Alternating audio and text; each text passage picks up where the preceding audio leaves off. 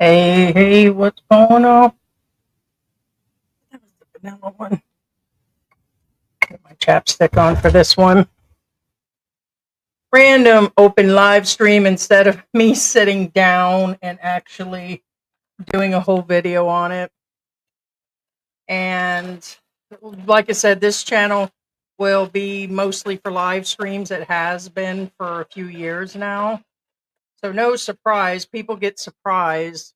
Um, for those that haven't been with us for almost 5 years, um, you'll get where people be like, "Oh, well, I didn't know you guys did this or did that."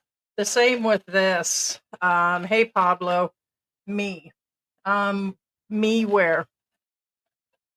Are you referring to something that was put in when we announced or I announced the video was coming? I'm gonna wait a little bit. So, because this just got put up, but um, and yeah, it's usually a we. And I'll keep referring to we. I'm married. My husband is here, out and about, or somewhere. We just decided a few months ago that if I'm going to go live, I'm going to go live. So, um, and that's just where it is on that one. Also, um, just we're going to start going alive and live more often. So it's just where it is. IRL. So, welcome to the live stream, Philippine Antics. If you guys aren't subscribed, be sure to subscribe. Also, American Antics, um, Drama, and Expat Hotline, or I think we've got it now officially called Expat and Drama Hotline, is the other channel. It used to be a mix of, like, at one point, our pets and all of that. So, we plan to drop other videos on that one. So.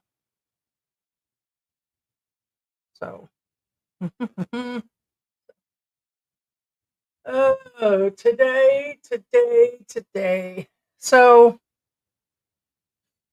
usually, um, I usually have some sort of routine. Sometimes things get all crazy, but for the most part, I do domestic things. I'm doing laundry, I'm cooking, I'm cleaning, and I handle most stuff.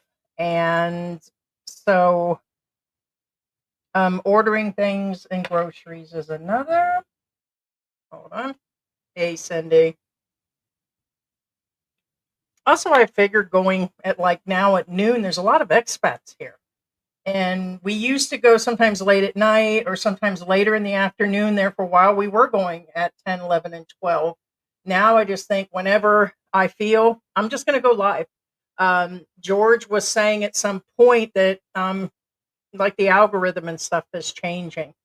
And at one point, if we went outside of our regular algorithm, like doing live streams, it just chinked everything. People stopped watching, and I don't think they were putting the feed out. And so now we're just going to do. We realize the pay is the same, and we're just doing it to have fun at this point for the most part. Hey, Cindy. So, um, Cindy, good morning. Pablo, me again. I was starting to address that, and I'm hyped on coffee. Usually by the afternoon, I'm about 3 cups in.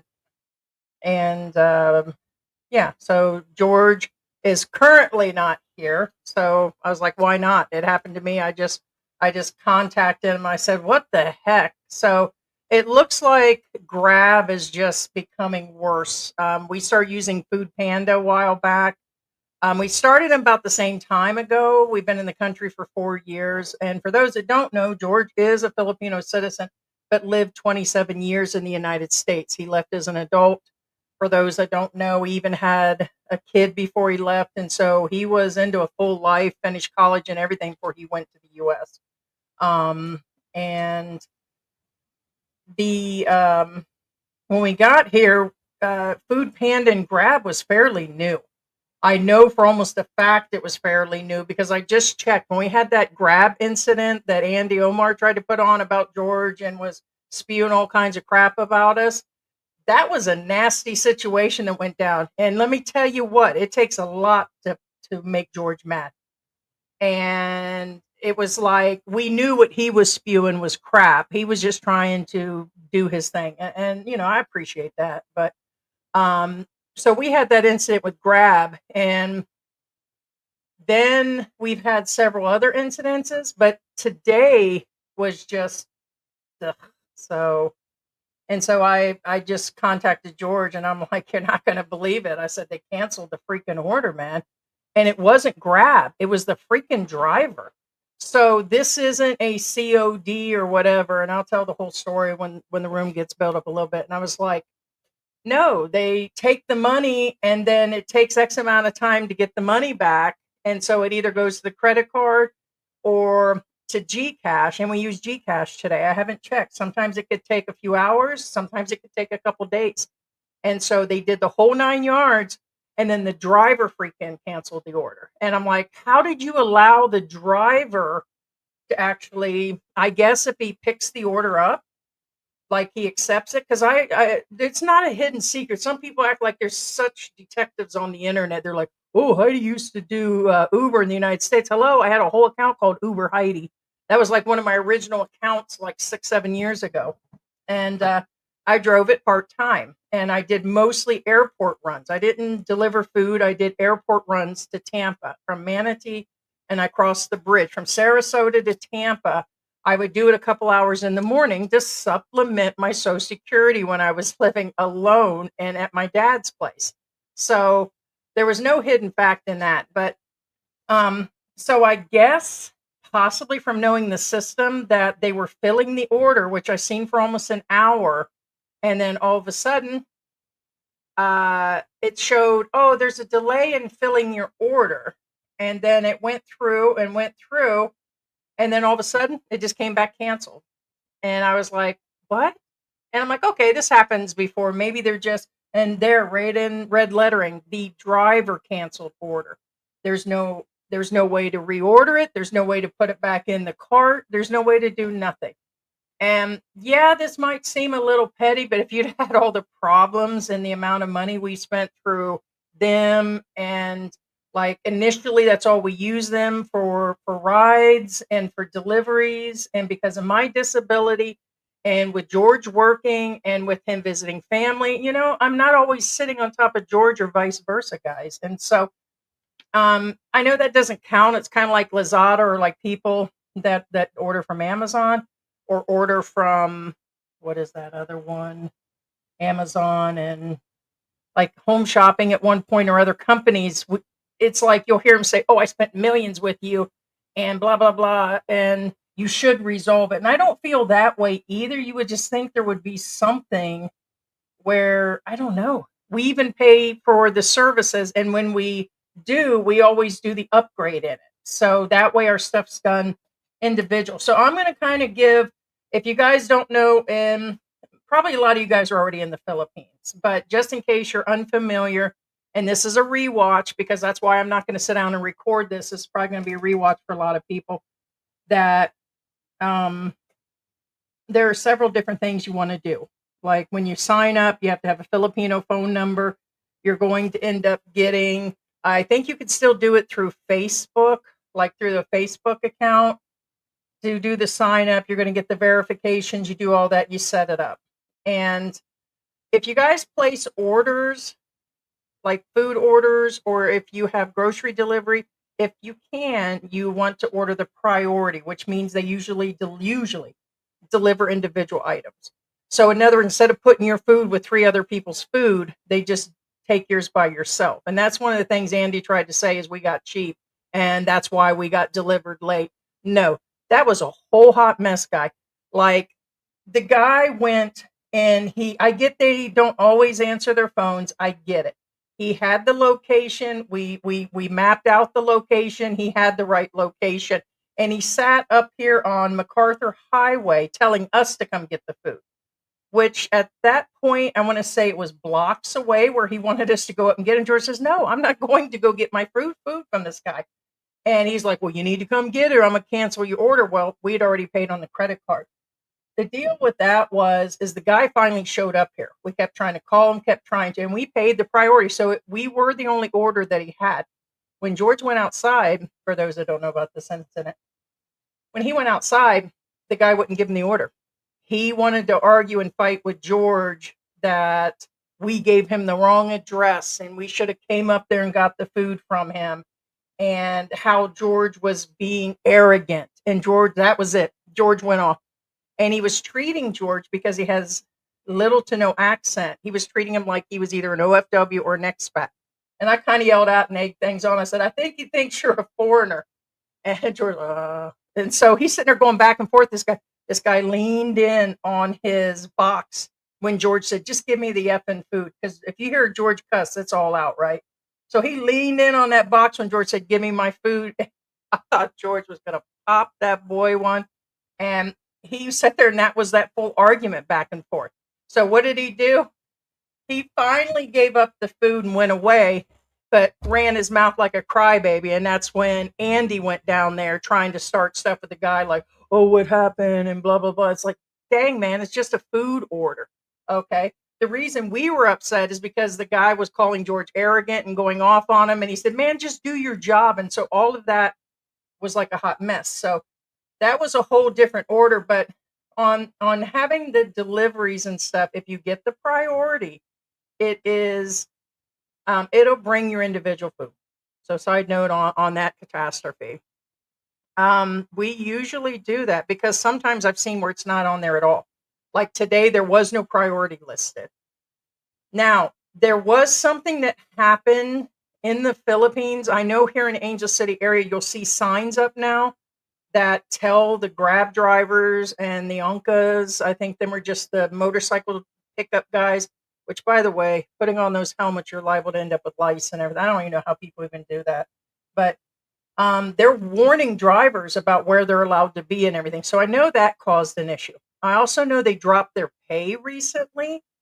And I get it. I really do. I mean, believe me, I understand. After doing almost a year of Uber, I noticed how everything had changed and they barely pay. And I really do feel for the drivers. And so at this point, I'm assuming they just let him cancel the order, which I don't know why. Like when there's like the food delivery itself, they search for the drivers. I don't know why they didn't put it back into circulation. I don't know, but you guys know the Philippines has a different system now. So I don't know. I'm really upset because of the whole 9 yards. And it's like it had like 2 coupons on the order. No big deal. $3. That's not my problem on that. But usually those can't be reused right afterwards. There's no order even showing anymore. There's just it just shows like a ticket and shows cancel. So you can't re-add the items. And it took, I don't know, I think I went through the grocery shopping cart for like an hour looking for specific things. So I don't even have, it just stinks. It just stinks out the butt. So now I have to start all over again. So the whole ordeal, yeah, it took 3 hours. Wow and wine and whatever it is. But it's just one of those things that I've been telling you guys about on the side. And for me, it is. It's crazy. So yeah. So they allowed the driver to cancel after they claimed they were filling the order. So, and the one other side rant is things are always out of stock. So I tried to order directly from SM, and we've been doing that for years, but we stopped because of a lot of issues with SM individual. And we do go to the store. So for all those that are going to say, hey, Heidi, and why didn't you guys just go direct? We do. We do that. We go to Landers to pick up stuff. We have stuff delivered from Landers. And it's individual things. So like we do like cat litter and bottled water, water filters, certain meats. And we manually go in places to get stuff. Or, you know, in another week or two, we might manually go to SM. But for things in between when we're cooking and everything, I also don't want to stock down on the house because as we all know that there's like limited room in some of the houses. Plus it's, you know, I'm not going to buy a deep freezer just to keep a month's worth of stuff around. So stuff gets ordered and we do go out manually. But the out of stock thing is just getting out of control. It's getting worse. It's like over the last year, I'd probably say we talked about that out of stock thing.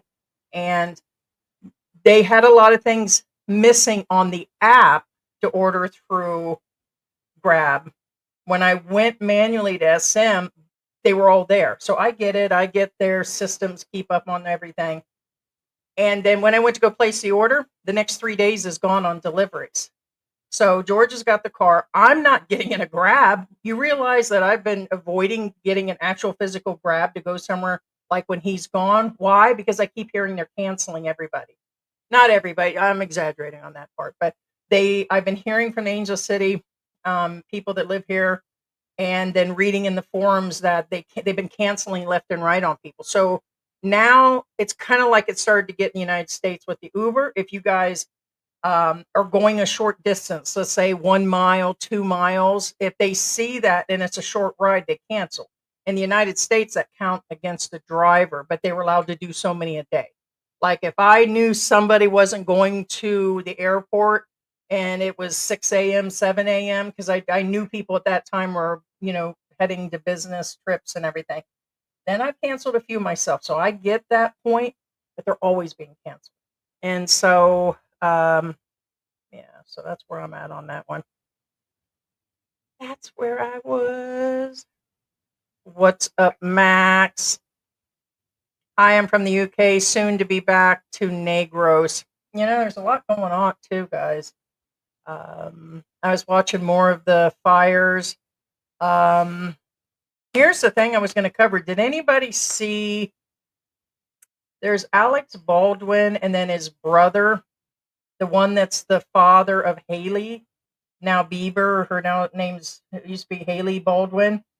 Did you guys see him like a month or two make an announcement that there was something up and coming? They thought it was a reference. They thought it was a reference to the Diddy thing, but I think it's a reference to the fire because he said something around the line. I'll have to find the clip. Somewhere along the rounds of nobody's going to get out of this. And he just said one or two short sentences. And I'm like, and nobody's put that together. This just came up in my feed today. And I'm like, wait a minute, that sounds like a warning about the fire. That's what it sounds like to me. And it's like they believe this is a land grab like Hawaii. So there's something going on. That's something really going on. You look sad lately. I hope everything's good. Actually, it is. I'm just tired. My lupus. For those that really don't know all my medical conditions, sometimes you can tell by the paleness or the dark circles. I was diagnosed about a year before I left, probably close to 6, 7 months before I left. And the lupus is pretty heavy duty. It wasn't as bad, but the older I get, it's becoming where it affects my other organs. And then I have shortness of breath and then kidney issues. And like right now, I seem to have some sort of cold going on, but no, probably just sick. And so, yeah, so that's about what's going on. No, actually, everything is kind of falling into place. So I got the second part of my 13A is up and coming. The channel seems to be coming together, just where we decided just to start doing it a different way because I told George there's been times in between the last few years, and I said, well, can't I just do a live on my own? And we kind of decided against that because we were kind of like, it was a together channel. But once we started seeing the last few years other couples do it, he said, go for it. So I kind of got his beings. He's working and he does do the gaming channel and visits the family more often. I'm like, might as well. So yeah, because we had a troll, and I'm pretty sure it's another vlogger. I'm pretty sure who it is that said it. But they went over to the other channel and they were like, oh, you use George to build Philippine Antics, or you use George. Oh, they said that George built the channel, this channel, and that now I used him, and now I started the other channel. And I'm like, that was always George's and my pet channel or the food channel. Or last year when I did it as the semi-weight loss as a female expat. And it's like, yeah, the channel's in his name. He's the business person and everything, but we've built it together and we've just decided that there's actually no reason to not, so we want to be more spontaneous. That's what it's actually been about. But the other person, I was like, oh, okay. Woken for nothing. That's like money for nothing. Thank you. Hey, hey, Cindy. Hello, host. Do you have the Grab VIP? If you're talking about the monthly service, or is that the one that we're paying for? Where usually we pay that 6 months in advance. So is that the one that's giving us the 49 peso off a delivery? Then yes, but I'm not aware of anything beyond that VIP. So yeah, I'd have to take a look. But is there something additional?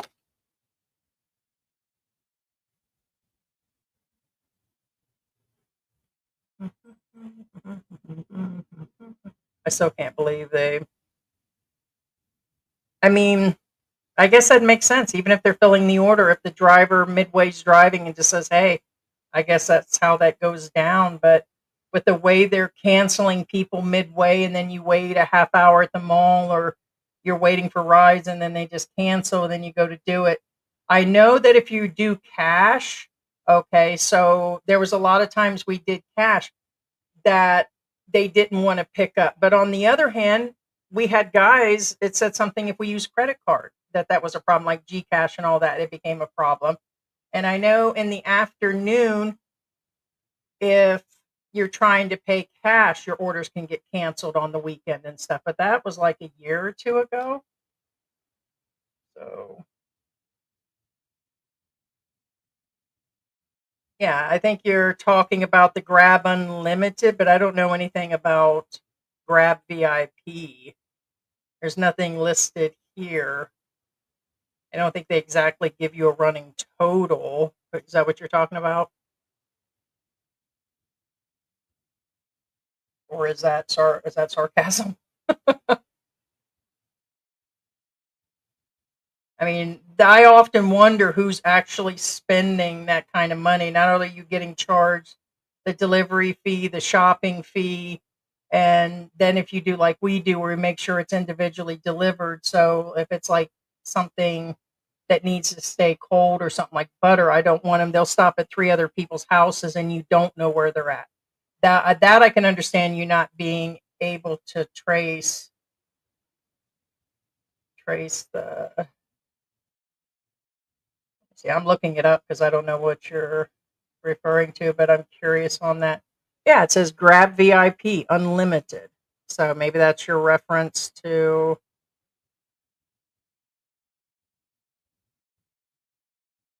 Now it does say here Grab Platinum VIP screenings. But gosh, who knows what that is? Oh, that's the one in Bonificio and everything. Or you know, there is another program that is similar, but it's not in Angel City. So is that the one you're talking about? Because someone said there's a Grab Premium, which they've got slash VIP, but that's not here, not in this area.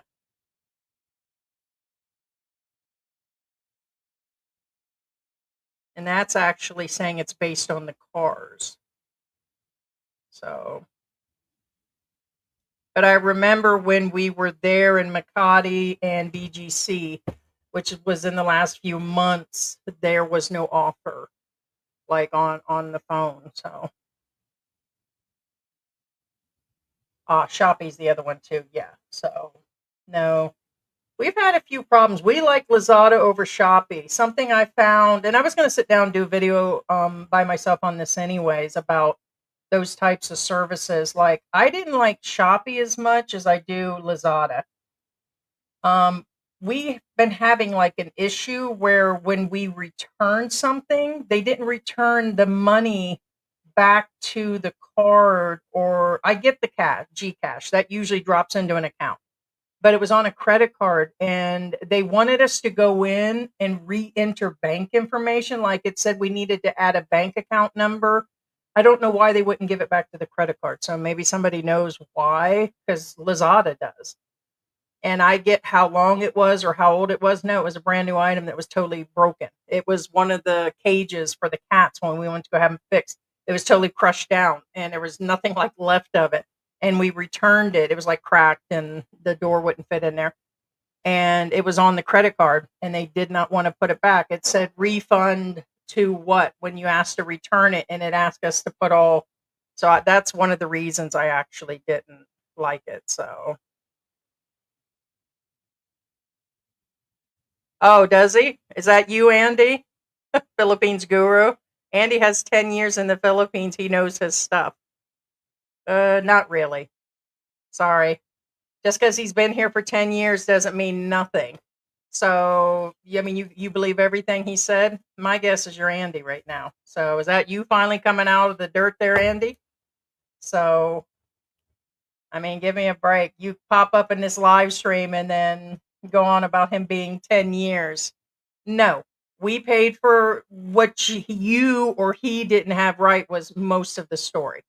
So, I mean, Andy has said a lot of stuff, or you have said a lot of stuff. And where's all the stuff that you said that was going to happen or do? Nothing. So, whatever. That's all I can say on that one. So, he's been here for 10 years. So, and what? There's been people here way longer than that. So, and whatever. I mean, he was saying a lot of stuff that wasn't true, still was. Most 99% of that wasn't even true about any of them, about Tim K, about any of this stuff.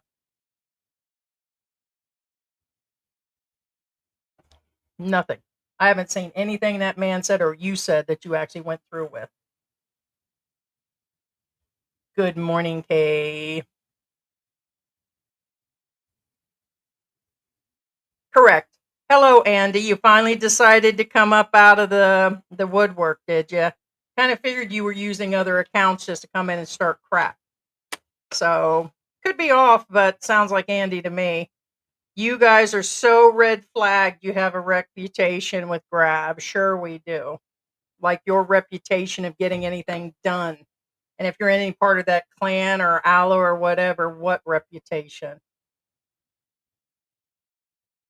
Hey, PA squad, what is going on, MB?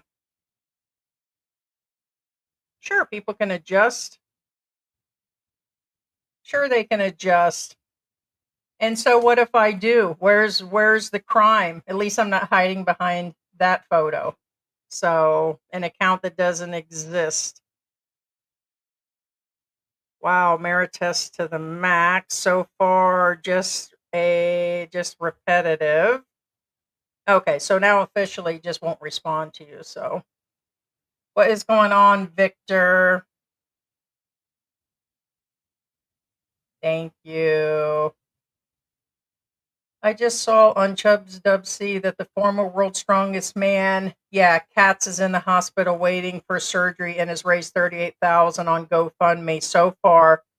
Let's all, yeah, chip in, and then our prayers. Yeah, we posted that on Facebook a few days ago through Banana Man and everything. So yeah, that guy's a saint. He's not only Banana Man, but there's a lot of other guys that go out there and feed the kids and do a lot of real charity situations going on. So most definitely. So yes. So we did post that on Facebook. Hey, what is going on, Chosen One? Shopee is so ghetto. Lazada is the way. I We've bought only a few things, and the only reason we ever did was some of the pet supplies were not available. So we found in the beginning, like getting a lot of things instead of running all over town, or like if we go to like the malls or the mom and pop shop, you'll find those items are marked up 3 times as much. Don't blame them, but it's like we're like, yeah, we're not going to pay that.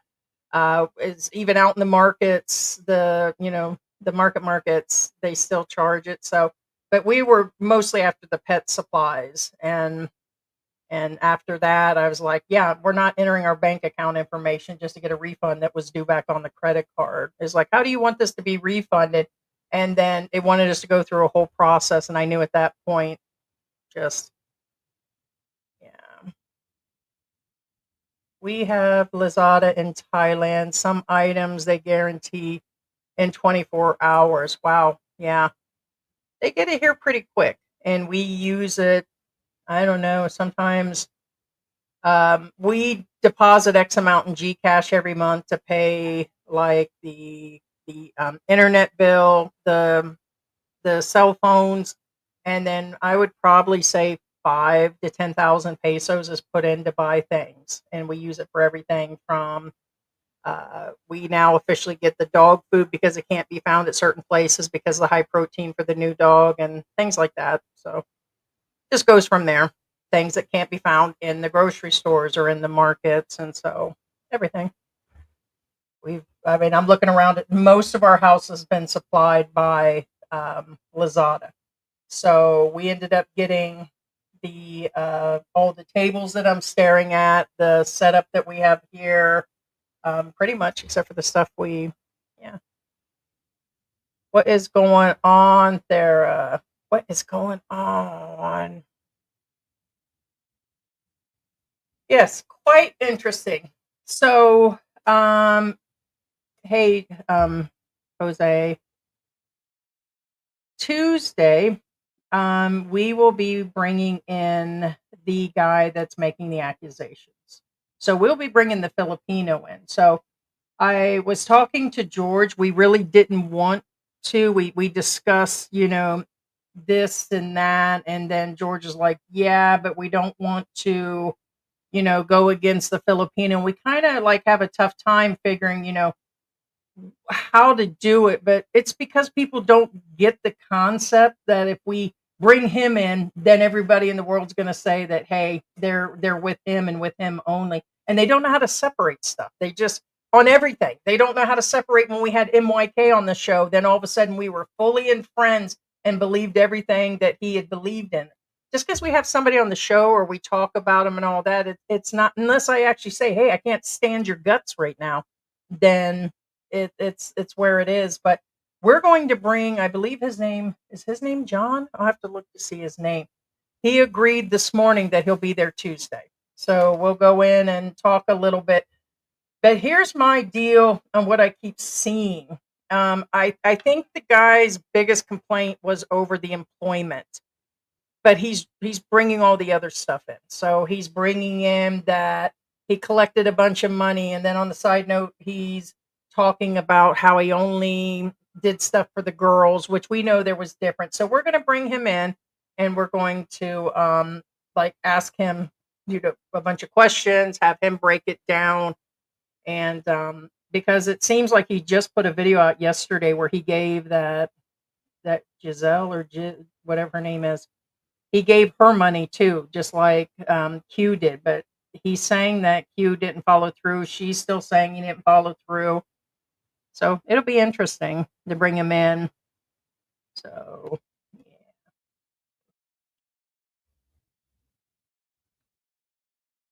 So it'll be interesting. What's going on with Q guy? It's always something with these expats. Well, it didn't pique my interest until he showed up on Sunshine. And this guy's Q's adventure is kind of interesting. He mostly, in my opinion, does a lot of poverty porn like that. I mean, like he just loves showing anything poverty. Has he done his own life, or has he gone on about, like when he goes on vacation or anything? Yes, he does. His channel popped up 2 years ago. I think he says he's been here for many, many years. But his channel started about 2 years ago. He went through Sunshine Shoulders, and I think he's even been to some of his events. I could be wrong. I'm pretty sure I'd seen him there at the events. And then he went through the Dumagetti group. So he made his rounds like a lot of them do, and this is where they pick up their momentum. And then he went in hardcore of helping people. Like he was collecting money. He would announce that he was collecting money. He would go through and say, "I have all these sponsors that are giving me money to give to you guys." And he went full force into things that, that was dealing with giving money. And then he did the Ken guy. And then he did that guy that was sitting in the diaper, a bunch of girls. You know what I'm hearing through comments, and it may or may not be true because now I decided to cover the story. It said something about that girl that lived out in the province that had a YouTube channel and had a manager. Now they're saying Q was involved in all of that. They're saying he had set her up with that manager. I don't know what I'd have to there's a lot going on, but they're saying he's been involved in a lot of things of collecting money, and they're saying that he wanted some sort of favors from the girl, that the roof of the house was to be replaced. But I did see that all that happened a couple months ago. He promised to put a roof on the house or give money and do a bunch of things. And he did a lot of handing the money off and made her cry and did this whole scene with her. And then it showed him like a month ago, but there was like nothing that I knew as far as an update that he ever did nothing. Now this guy is saying no, he never followed through with nothing, made advances on the girl. And then somebody says, well, there's no crime in all that advancement, that, he's a consenting adult and she is, or whatever was going on. But they're saying it goes a lot deeper. Mostly it's being said that he, the same thing they were trying to blame on Paul for collecting all that money without permits and licensings and all of that, is what Q's been doing. So that's all I know. Is he's saying that the guy promised him and his wife, underpaid him. He's already got an attorney, and that there's all kinds of stuff he's doing, but mostly he was collecting money and not really giving it out. And that's just something you just don't want to do. You're hiring somebody under the table like that. Now he's trying to say he was a professional. He's answering all the trolls and everybody in the, that puts out a comment as his content. So the kid opened his own YouTube channel to actually go through on this. So it still will be curious to see what he's got to say. But you just, as an expat, the most you can avoid a Filipino in a manner like that, I actually would. He should have just done his own editing. And now Q is selling his motorcycle business. All of a sudden, motorcycle or whatever he's doing, and there was a whole deal on how much he spent and how much he's selling it for, and it's a trip. There's a lot to it, and so it looks like it's the next story. So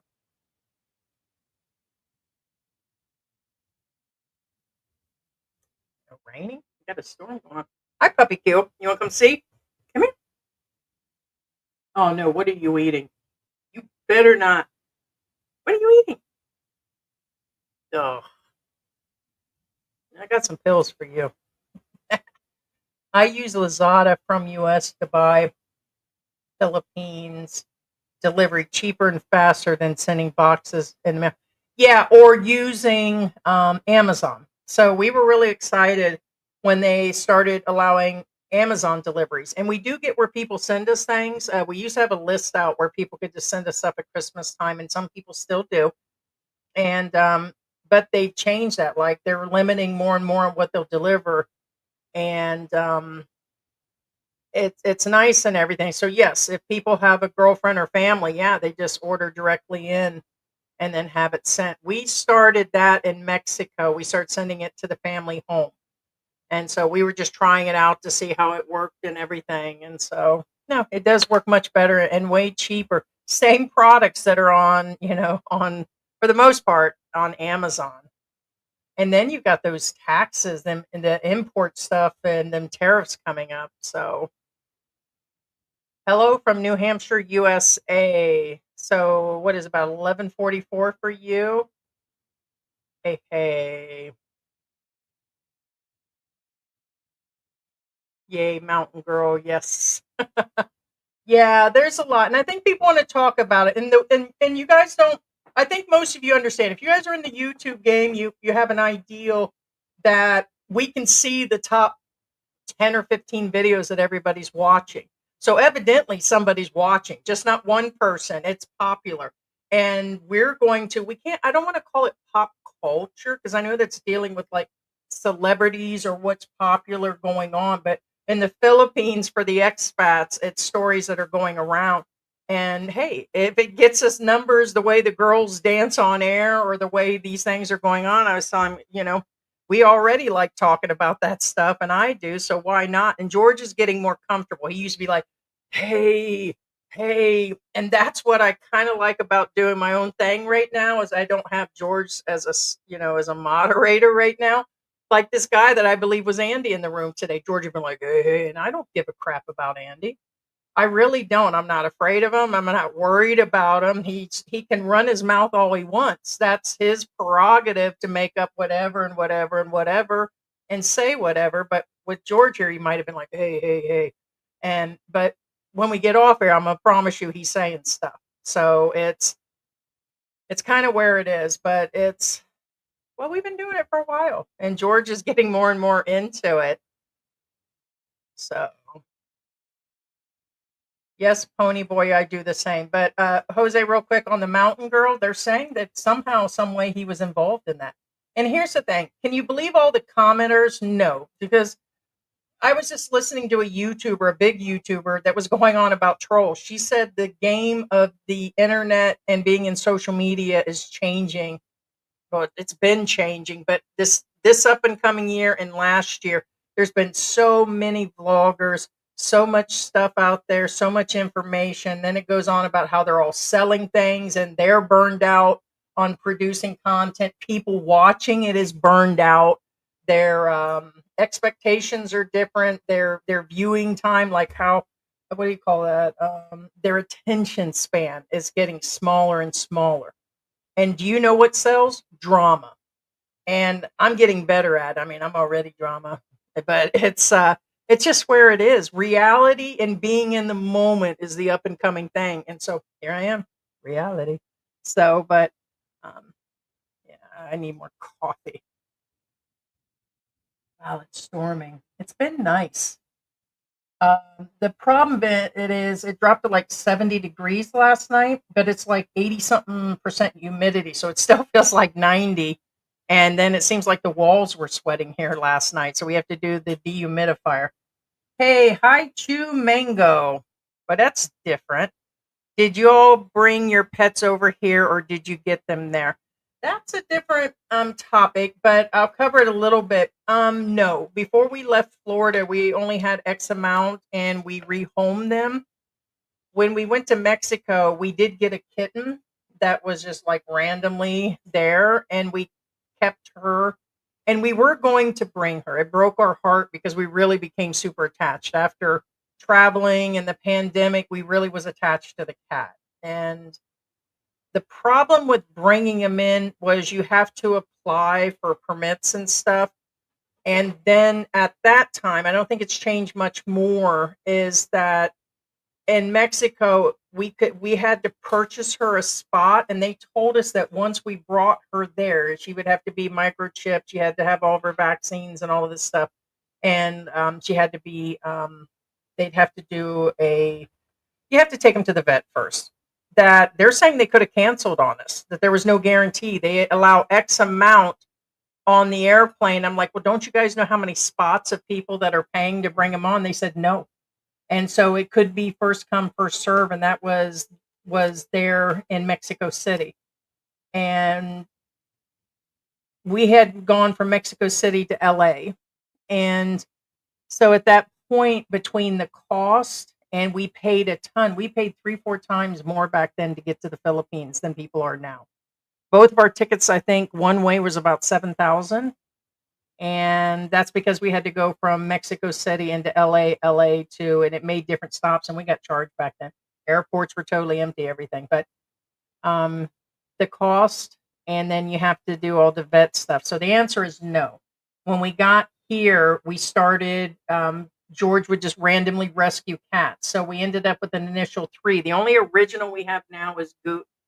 What are you eating? Hey, Mary, come here, come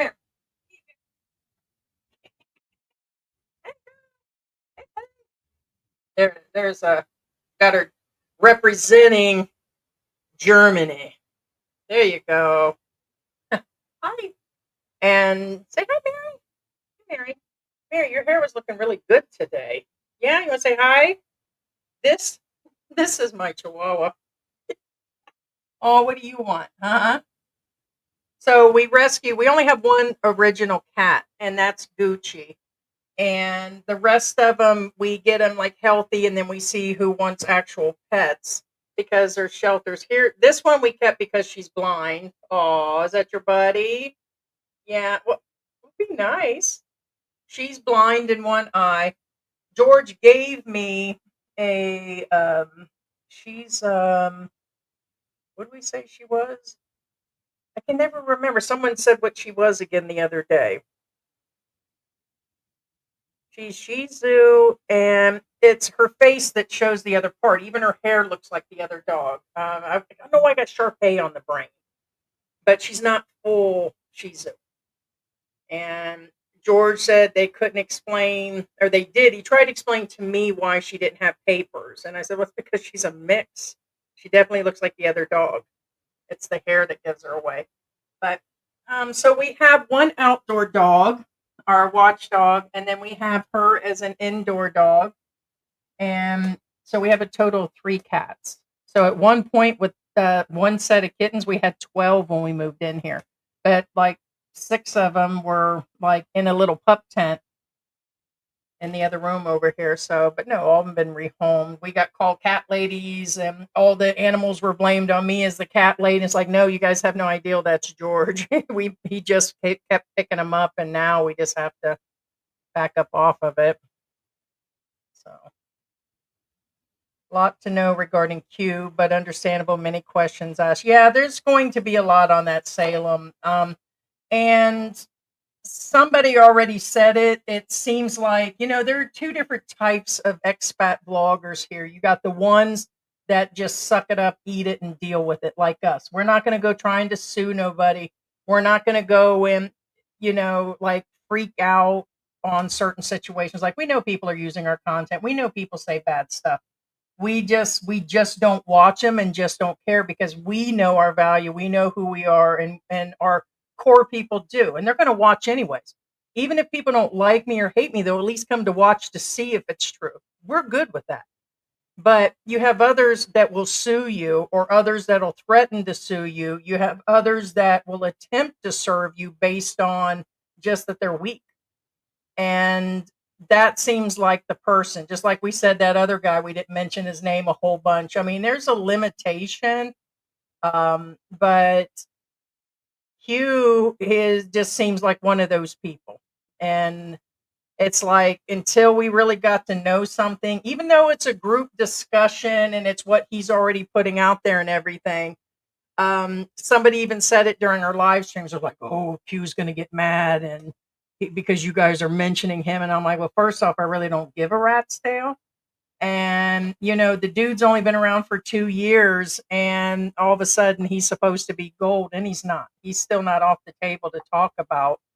And I can personally say I don't like the way that he has put the people on air. Some of it, even George said, was ridiculous. That old man in a diaper that he left bare out in the open like that was like Rose pouring water on David outside in a wheelchair with a hose. I was like, you just shouldn't have put that on camera. There's no amount of views or money that would have called for any of that. And so he could have at least cropped out the guy from the upper half, but he didn't. He did it for the shock value. You want shock value, drop your pants. But besides that, mm-mm.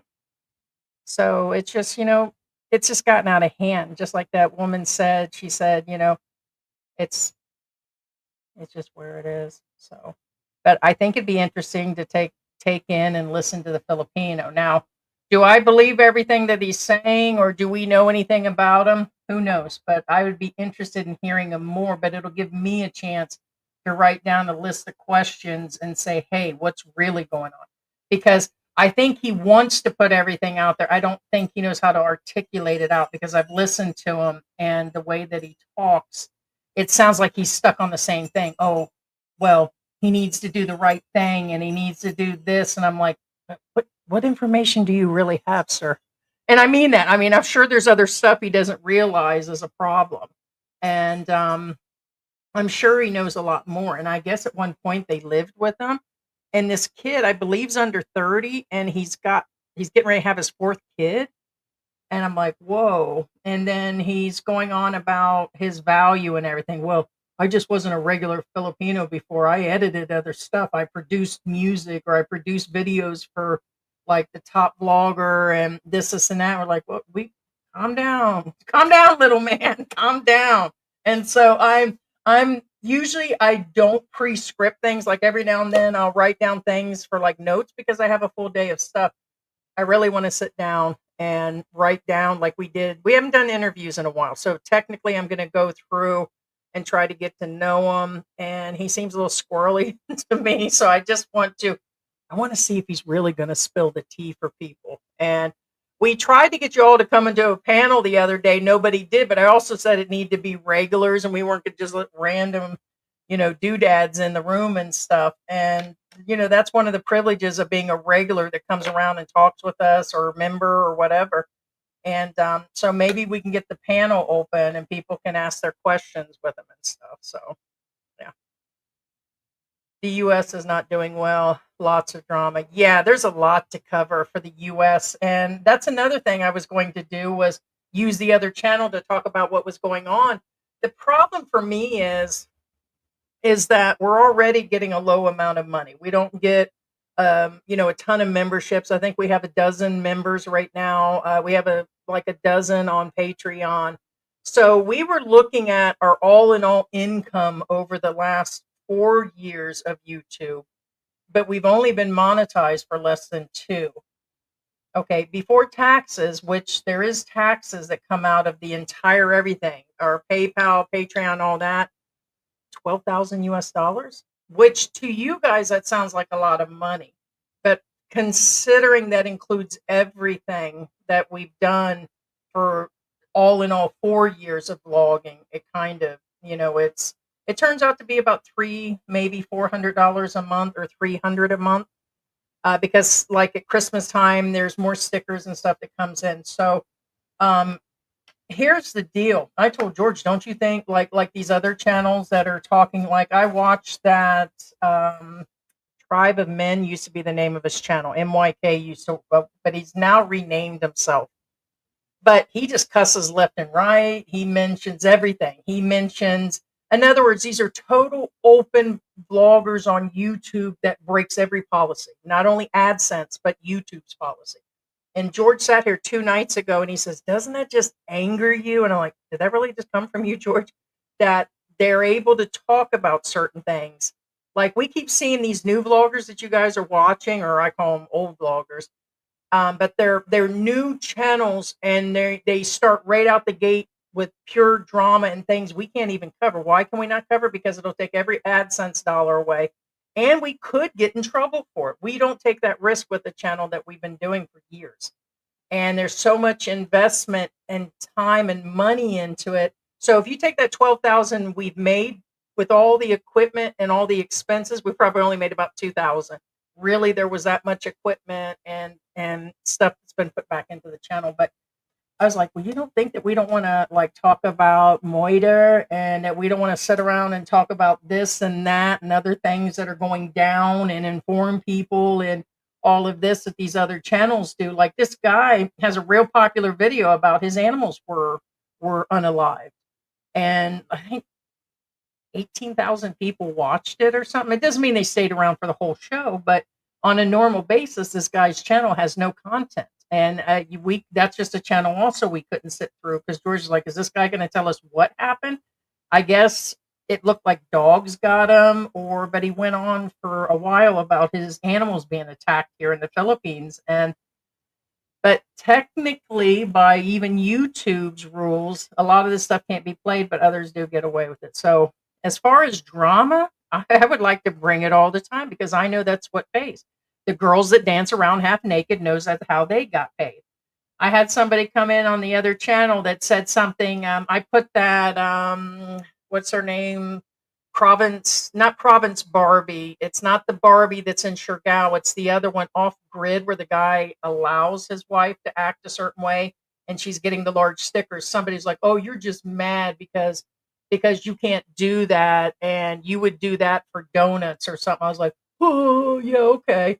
No, the answer is that, the girls know what they're doing and what they're all getting away with. Do they cross the line? Yeah, still, according to YouTube, some of the stuff they do is so, but drama is what we do. So drama and expat help. And now that there's a million vloggers here, it's like nobody even listens to the expat help anymore because there's so much misinformation and then they'll say our stuff's wrong because they feel their stuff is wrong, and they'd rather live in a fantasy world than actually live in, they just want to be in that little bubble. What was that? Oh, I know that's not going to be the AC again. We just had the AC worked on. We've been having a problem. All right, that's the dog horsing around. I thought that was crackling from the ice. The AC is about 2 years old, and the Freon did leak out of it. So they're saying the screw that was up on the unit, the outdoor piece, did become loose. George thinks it's either vibration or where they were cleaning it. It's been cleaned many times since we purchased it. And the unit started freezing up because there was no freon. So it was either a valve or something. So thank God it wasn't where other parts were needed. But when it does, it makes a slight crackling noise. But it's the dog is over there at the bottom of the curtain scratching, making the noise. Yeah. Good question. So yes, there's a lot of real quick, Kuya. Yes, there's a lot of stuff going on in the U.S. The fire, it's so apocalyptic right now over there. And for those that didn't hear me slightly say it the other day in the live stream, the kids have been talking about me visiting. I told them they need to come over here.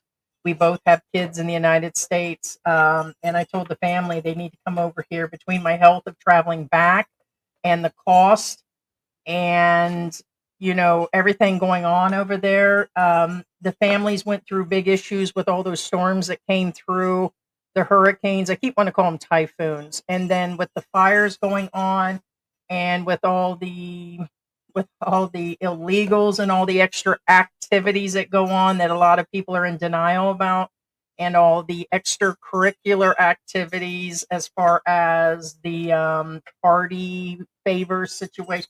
Just too much going on in the US. There's just no way I could see actually spending, you know, a bunch of time there anymore. And I don't think it's going to get better.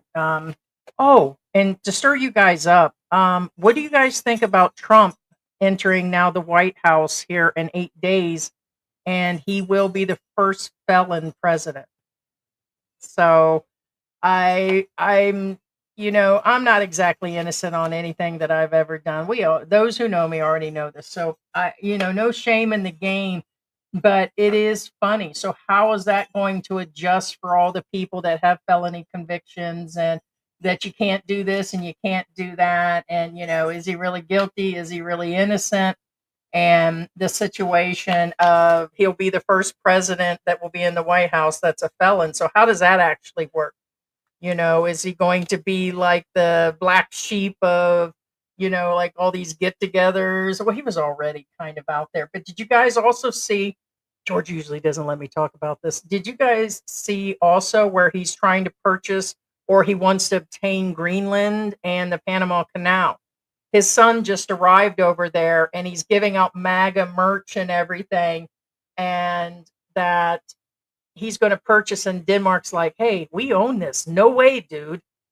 How's that going to work? I had to ask George. George gets into all the political stuff. I rarely think about it. And it's like, when it comes to religion, I'm not going to pick any of those sides. I'm just neutral. I believe really in the science part of it. And, I have my theories. I believe more in all the scientific and spirits and ghosts and, all those alien things.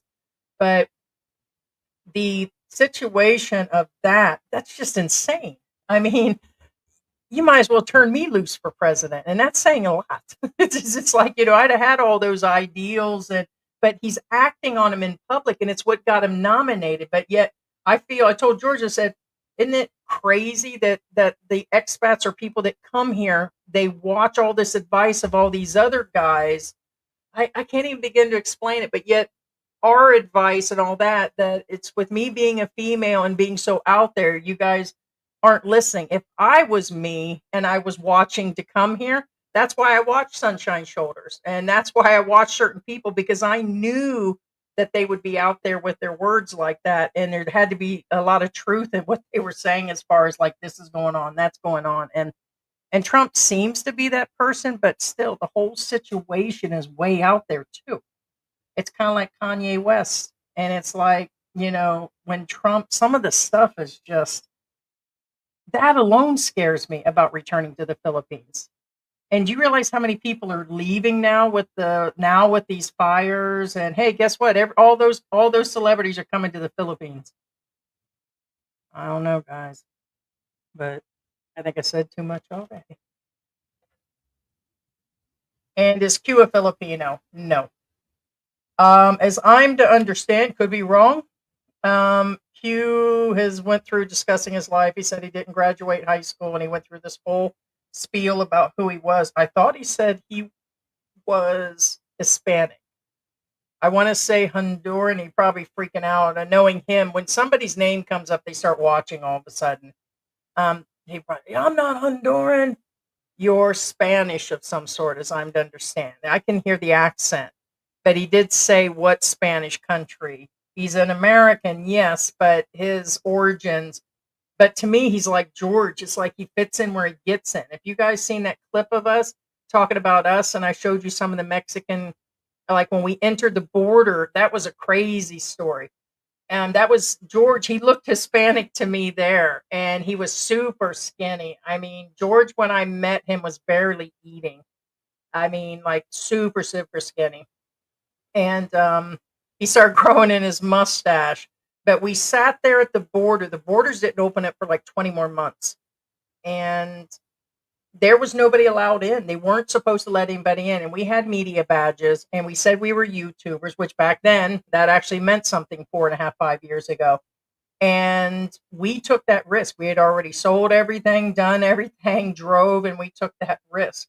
Our second plan was just to go on to the airport and fly out to another country that was open. So we had some plans if it didn't work, but we were nervous because it wasn't my country, it wasn't George's. At least the Philippines was his country of origin, and it was scary. There was only 3 cars down there, and they let us in. They waved us right in. They didn't even hesitate when we showed the badges, our media badges, and said, "Hey, this is what's going on." I was really surprised it worked. But right before we left early AM. We were at I think it's called Fairmont or Fairview Hotel, and that's, I believe, Huntsville or Hunterville, Texas. There were hundreds of military in that town, and nobody would say why. Even they didn't know why they were there. The hotel was filled with military. This was like at the height of the pandemic, and they didn't know if they were there to go to the border to watch it, or they said they had no idea. But all of a sudden, there was no military base there either. Like all the restaurants were full of military people. And I said, me and George, that put us in a different, like, what's really going on? We thought maybe we didn't know. And so they let us in. Of course, they put the drug dogs on us and they went through every single thing. And the only thing that made us nervous that day is they did that, but the guys that were this is like after we crossed the border that was US, and then we didn't know once you cross through that was like Americans there. You then drive, I want to say it was less than a quarter of a mile. There were like bumps, like topaz, they call them topazes. And when we got to the second section, it was where the Mexican actual border was. And that's where we had to go in. We started getting a hard time. And that's where they started asking a lot of questions. That was the process of visa. And that's when we started getting a little bit more of a hard time. So we got through the first section and they went through all of our stuff. They had us empty the car. And let me tell you what, that car was packed. Back seat, back area, everything was packed with everything. And they put the drug dogs, but there was a woman recording everything. And I told George, I said, something's not right. I said, something's up. That she had her not even it was her personal camera that she took out of her pocket, and it wasn't for business. Like it wasn't for the government or whatever. Because by the time they did all that, and then they issued my both of our visas, when we went through, we got to the next town. We drove up to the very first light, and there was other traffic and everything. We got pulled over as soon as we crossed that light. So we weren't even in the country for 10 minutes and we were being extorted. It was a trip. And we've told this story on and off. And the guy wanted money, and that's why we brought decoy wallets and stuff. We let him know there's no money. And I said, I'm not paying him, George. George is speaking to him in Spanish, and I kept like, no, I'm not giving him nothing. And the guy wanted us to go around the corner with him. The deal is about the cops. It wasn't even a cop car. It was two guys in regular clothes that claimed they were cops. And they said that we ran the red light and we were speeding. And George just started laughing. I was like, George, I said, we didn't. There was a bunch of people with us at the red light. I said, we didn't go through no light. I said, they're lying. And we get all of that stuff if you shouldn't argue it. But they weren't even cops. They got out of a regular car and said they were.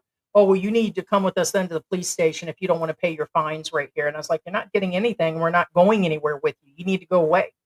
And after about a half hour, we finally got away and just went out. So, in other words, they just gave up. And so we were probably lucky. So there's a lot to be nervous about on that first day of entering Mexico. No, yeah, he's not. I don't even know if it's Honduran he is, but he's Spanish descent. But he does look, as they said, he looked Chinese. We kind of joked around, but he fits in where he looks Filipino. He definitely does. Drama has always sold. That's why TMZ and all this celebrity stuff.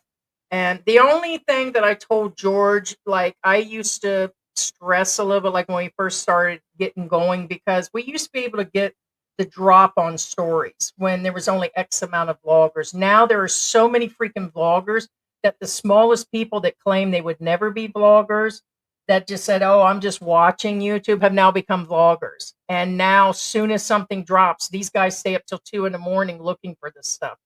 And it's like, just like with the fires in LA and all these stories, like a story of, let's say, Kim Kardashian's house burning down.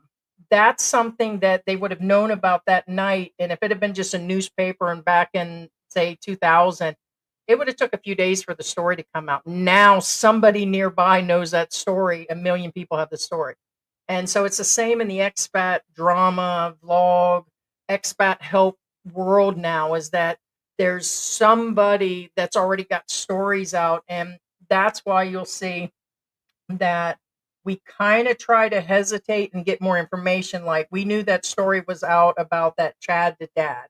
And now this Q thing, it's been out for a little bit. Sorry. Mm.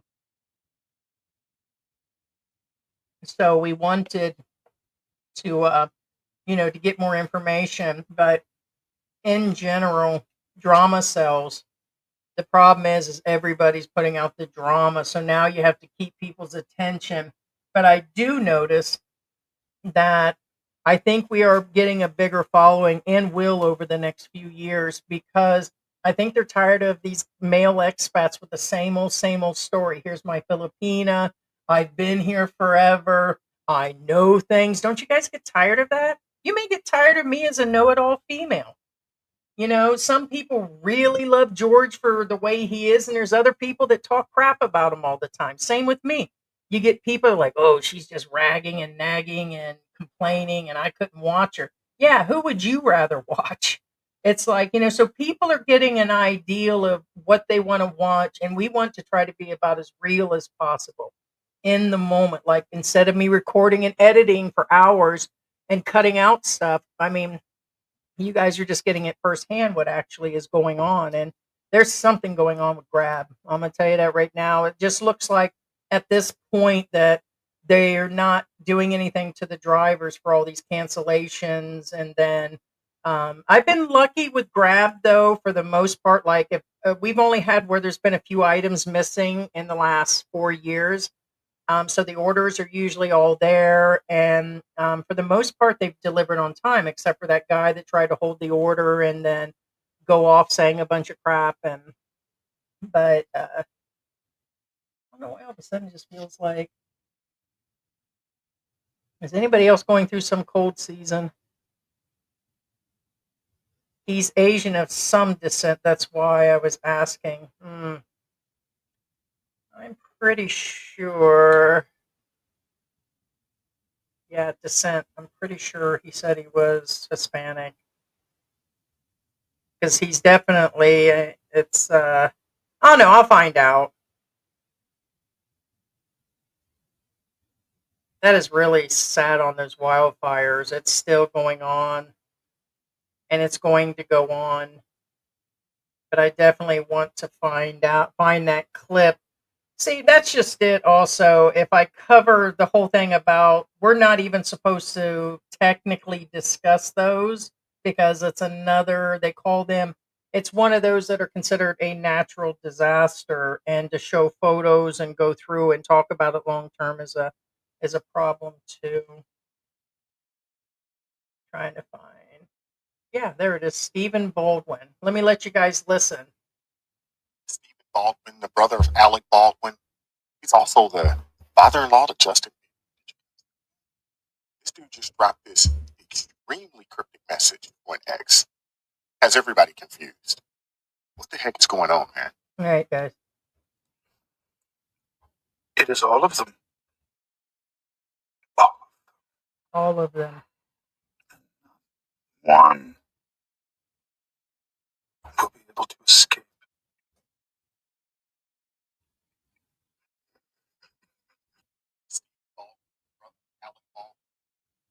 Not one of them is going to escape.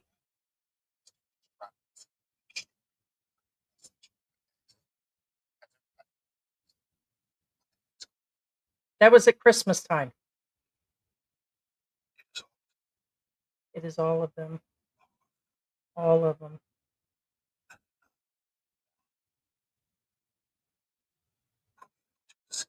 Look, I mean, what if all of LA burns down? Doesn't that sound cryptic to me? And he's laughing about it. That was at Christmas time. So this is before the fires. Does anybody else get creeped out by that? I mean, you can only be so much of a conspiracy theorist or not ignore things like George and me kind of wait to get a better grip, but to hear that from where it actually played out, what if almost every house does? Look at how much land and infrastructures, and it's not done. Them are only so far contained right now. That's kind of creepy, isn't it?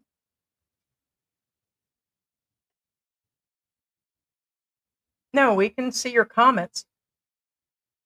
Now, I'll double check. Here's the thing. There is a limit to, thanks to nasty trolls and the ones that had to be blocked, aka Aloe, Andy, and some of the dark trolls and dark trolls from other channels. Yes, certain words have been blocked or banned a long time ago, but they've been there because they're not getting another day on this channel. But I'd have to take a look in here. And I know George hates when I mention their name. He says it's just shining on him one more time, but they're just, it is what it is on those guys. Let me see if I can see, but I can see you here, but this is inside of, and that has become a problem for every big and small channel. And we don't mind some, like the person that came in today. That could be Andy again. I haven't blocked him. I'm not, but certain words are held for reasons. And there's already a list of that YouTube already holds. So it could be YouTube that's doing it. Let me see. Put it down, silly. Oh, thank you, Haichu. I don't know when you did that. Thank you for the super sticker. It means a lot when you guys do that. It really does, because we know, I hate to say it, in order to earn that sticker, we didn't do like the other girls or the other ones that are, it just means that it's very nice of you guys to do that. And those that know, we really do give, a percentage. We've been supporting the shelter. It's on our Facebook, and they are a nonprofit, legit. We told you guys to go deal with Noah's Ark Pet Shelter. It's an Angeles City shelter where she's been rescuing. She's like one of the original rescuers. I know there are several since we've been here that have opened up. There's so many sick animals, and we do. Most of our YouTube money that we get goes right into pet food. We feed a bunch of them outside. There she is doing her thing, but thank you. You got some problem, don't you? What are you looking at? You want to talk? Who you want to talk about? Huh? What do you say? What do you say? You say hi? Hi. Usually she talks. What? What do you say? You want to put you down? Huh? See, there you are on TV. She tries to always get the tablet and stuff. Here, look, here, silly. What? You want down? Huh? You gonna say something in the mic? She creeps me out because she stares at things midair all of a sudden and there's no flies in there or something. But thank you so much. It does mean a lot, guys. Tell us about GOY. I don't know what that means there. Let me get through some of these comments. I see you. Now you need to get down. Now I'm trying. Now you are distracting me. Top messages.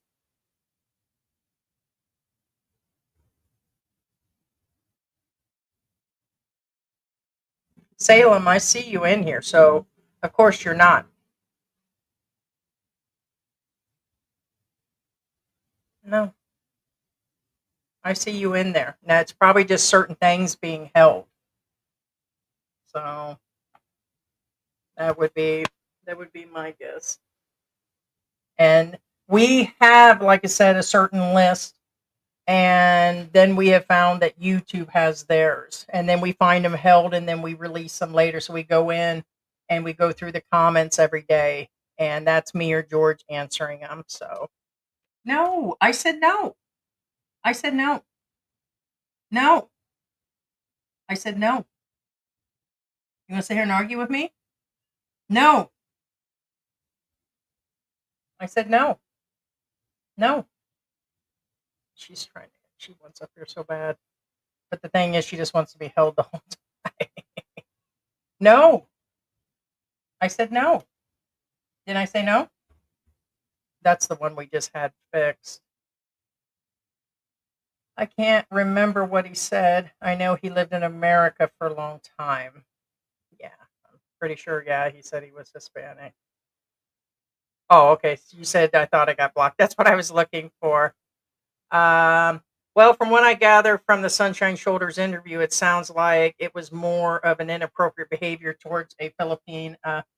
Well, they're saying that he made advances on that girl and others.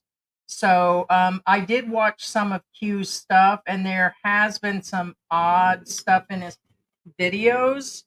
But to me, it's just being a man, so I wouldn't get all sensitive on that. Or if he made an advancement on somebody like her that's already an adult, even if she is 18 or 19. I mean, a lot of these guys that are coming here are already, is it predatorial or looking for, you know getting nookie and all of that. Is Could he be a freaky deek that likes to get his freak on and do different things? Yeah, I mean, if he's out there sucking toes and got 8 women in the room with him and his wife, he's an adult. That I will give him. But the rest of it that's being said, for the most part, I don't know all of that. And so this guy's claiming as an inside track. You need to get down before I tie you up. I'm gonna tie you up. She's like full of it. So, but he told him to address it. He still hasn't addressed it. The only thing that I know, see, that's what I'm talking about. Speaking of inappropriate, I said no. Did I say no? Did I say no? Huh? Down.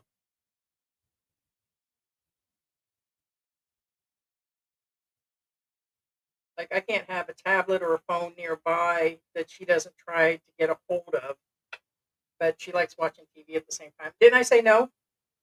Huh? No. Usually she talks back. I don't know if you guys heard her talking back earlier. She'll be back in a minute. Like, this reminds me of like a 2-year-old kid that you have to tell no all day. No, you can't have this. No, no. And she does it. And, no, and like, this is the shoulder that was dislocated. It still has a lot of problems.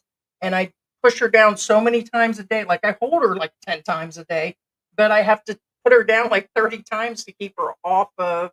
Here she is. See? What do you want? So, anyways, guys, I digress here. But the there's a lot going on. That's all I can say. I got distracted by her. That that he's trying to get him to talk and say what's going on. This guy supposedly served papers, and that doesn't mean a whole lot. Anybody can go to an attorney's office, pay an amount. They're trying to scare you to actually be served. And then at that point, it's business days. He said that that it won't be business days. It will be. That's what it's supposed to be, is business days. And that he's trying, I mean, if this Filipino is strictly trying to get his Social Security wages and all this paid in, he's got to understand now he's putting a spotlight on himself situation too. So, didn't I say no? I said no. No. Didn't I say no? Look at you looking at the comments. Look here, read the comments. What do the comments say? I know. He said sunshine, didn't he? Here, bite on Jose. Here. Can I put you down now? Huh? Tweet, no. No. My arm gets tired. George's hands get tired. You know your dad's arm got tired last night. Where's Dad? Hey, where's your daddy? Where's your daddy? Down. Oh, down. Got scratches and holes and everything else where they really shouldn't be. It's like a war zone. You better not. Max says he capitalized so much on the 14 village girls. He knew what he was doing. I think he knows what he's doing. The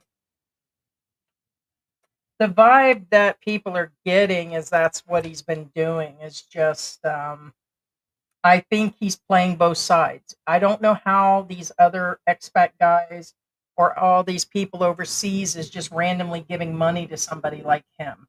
I don't get it. It's kind of like you see things and you get like that gut feeling. And like when I seen like Paul and all that group out there, give the school the stuff direct, and they bought him and I call him Goldfinger did all the laptops and tablets and the fans, and they went there giving big amounts of money and helped.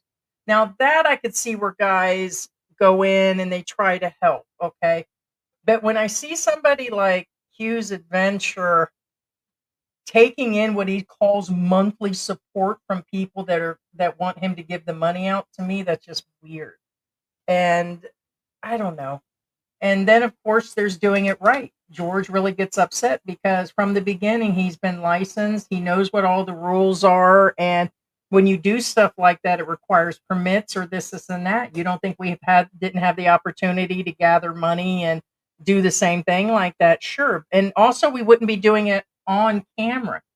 So I think he's like doubling down, and he did make a lot of money on those videos. For those that seen that, I went and looked at the numbers yesterday, and the one on Ken at $500,000, that had to be a $5,000 paycheck.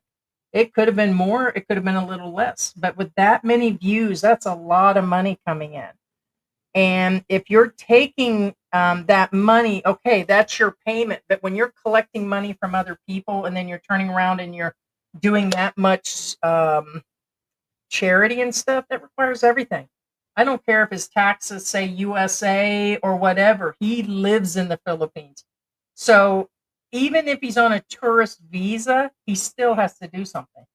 And so now he's putting himself in the spotlight. This kid could go around and do all kinds of things. I mentioned this the other day. And yes, he would still owe taxes. And I think somebody was asking us about why we don't go over that again, because nobody listens. When we entered the country being a vlogger, even if you're in America, what do you think the nomad visa means of not having to pay taxes for a year and a permit of this and that and to work here? Because you're still working if you're doing that.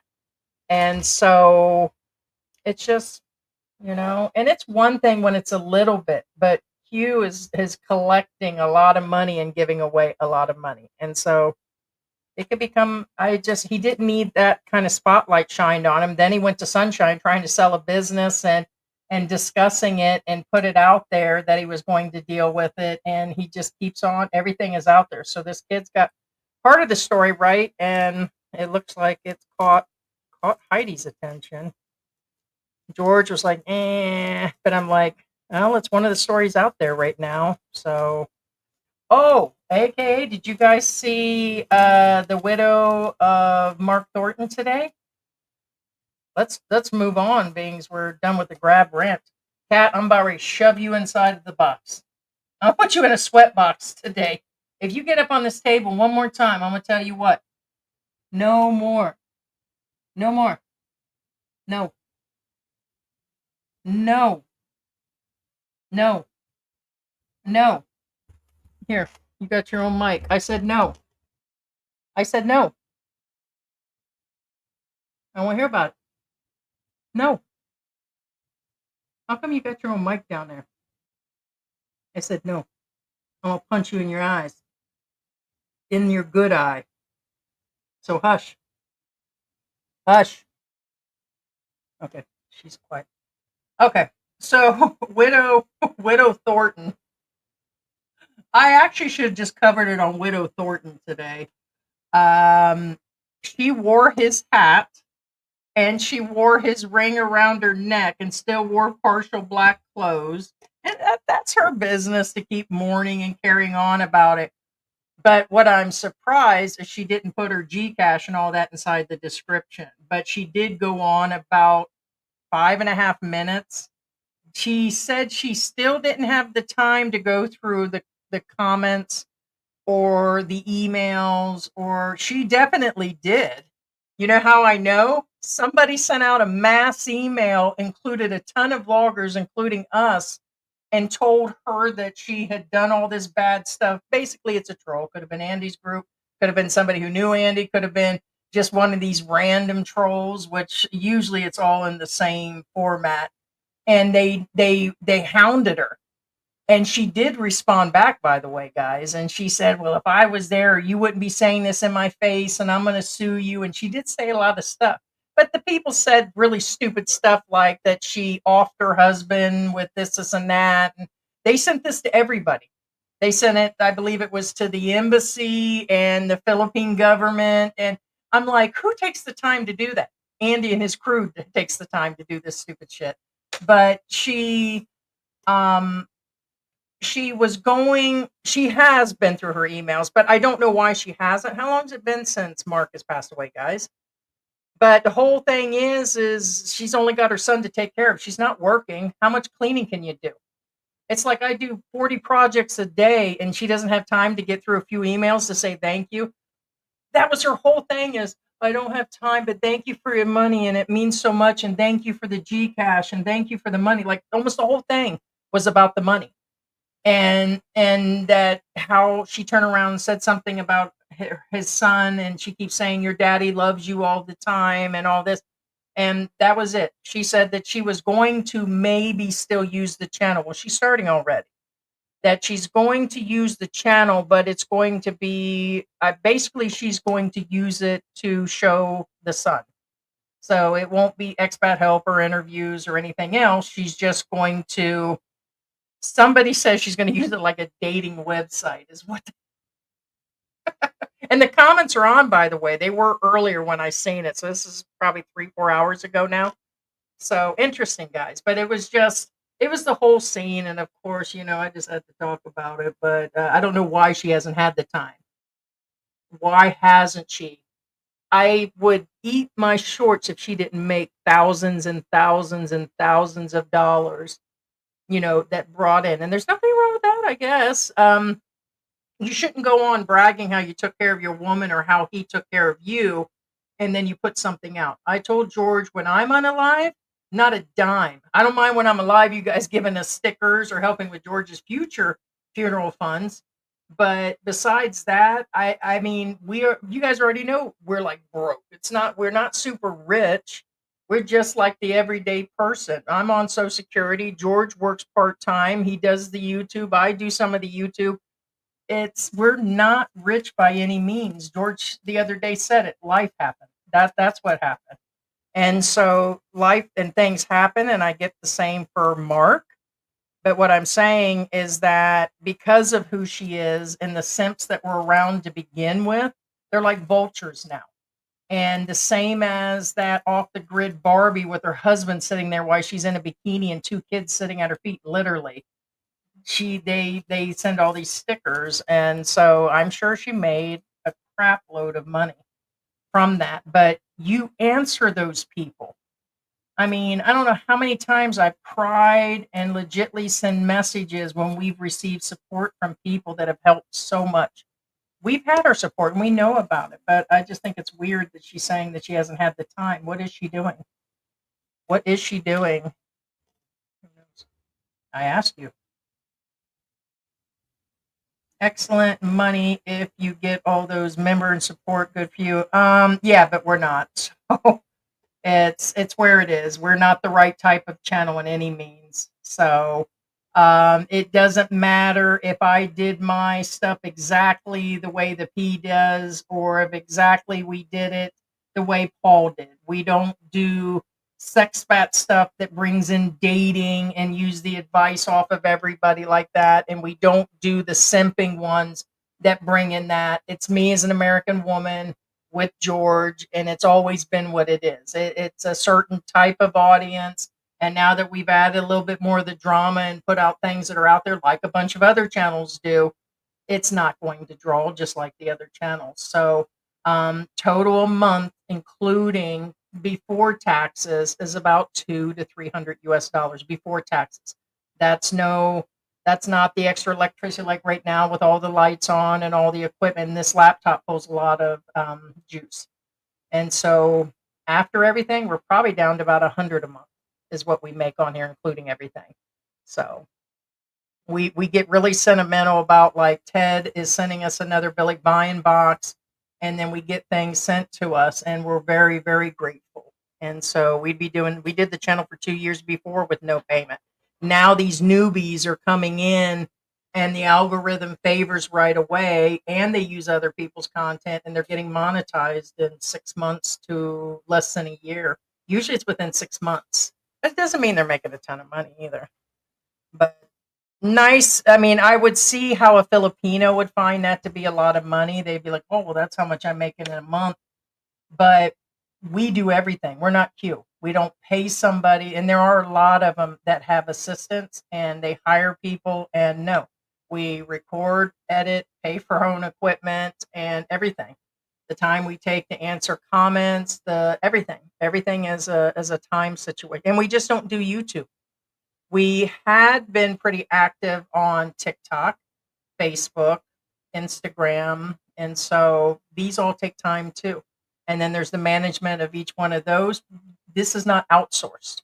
So, and so for entirely that, then yes, it's, yeah. There's a lot of things said on this channel that others won't.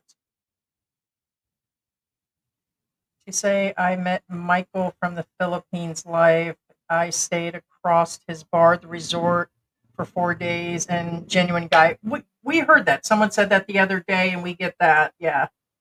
Yeah. If you were hearing me talk about Mike, it's MYK. He's not around anymore.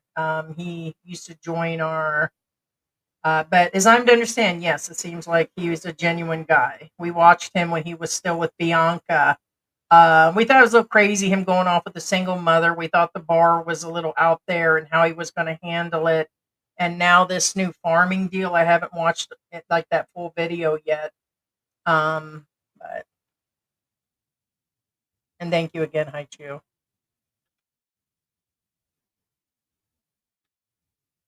I noticed for a while some expats are becoming more arrogant and rude to Filipinos. It's always been like that. But understand that the train goes both ways. I was very, when I first got here, and I still do every now and then, not as bad because now I'm just starting to become passive. Just everything just seems to be secondhand for me. Like if I see the kids mess with the car or all the trash on the ground or all the other things and all the complaining, there's a limit to both sides, to the Filipinos dealing with the expats and the expats dealing with the Filipinos. But that'd be anywhere in any country you travel. So this arrogance and rudeness to Filipinos are everywhere. The difference is they're doing it to George, and it doesn't matter. He is a Filipino citizen, and just because he went to the U.S. doesn't make him any less than Filipino. And because he doesn't have a heavy accent, then they're just assuming he's just a total outsider. And so that, although he doesn't admit it all the time, I really still think it gets to him. George, you can practically be putting a pencil in his eye and he's not going to say anything. And that's how come me and George balance each other. Like somebody called him alpha, alpha. I'm not good at those, alpha male or something like. And then I asked him what it meant, and he said, "Oh, well, they think I'm the weaker one of the men." And I'm like, yeah, no, he is and he isn't. He chooses when to react. George is like a calculated. I told you I called him insensitive, like when we first met. No, he just knows when to react and he holds it together. And but the situation, it takes a real man to be with me. He's sensitive, he's smart, he's really smart. You guys see me in the lives where I have to say, okay, George, because he'll go into full descriptions of things, and he naturally knows all this stuff. Like he can break something down in a few minutes on like everything. That's all I can say is he's super intelligent, and we just complete each other. There's so many times, and he's starting to change on this, where he just lets things go. Like if there'd have been 5 or 6 items missing in, let's say, Florida when we ordered groceries, we used to order them from Walmart during the pandemic. You go and pick it up, take it home.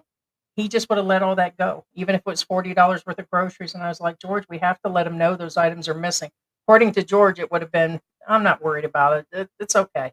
And I said, no, it's not okay. It was supposed to have this cleaner and that. And who knows why they're missing, he'd say. And I said, no, we're going to. So that's just the way he was. He didn't mind losing the money. He felt it more of a problem to confront. Maybe the driver took it, or maybe they forgot it, or that it would be time consuming. And he's the one that had the money. And, and I'm like, no. So there's so many times that I'm like, no, we need to deal with this now. Where when he's quiet, I'm loud about things and get things done. There's been times where I'm totally, it's like the same with him. I've seen him pop off here lately where he'll confront people and he won't deal with it. And I'm like, George, you need to, you know. So we have our days. George is Superman. It just doesn't seem like it because I'm always cutting him off, or we're arguing, or because of my size.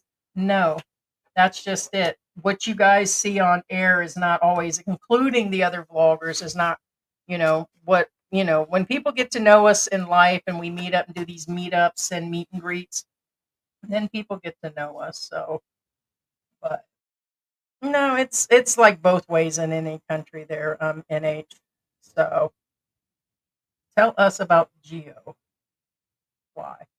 I've talked about Geo on and off, and currently I think I see where I forgot the other name of the channel recently. He's broke this down. I think the guy's been around since '08. And he was breaking down Geo and recently started talking about Maya again. I just don't find any interest in that.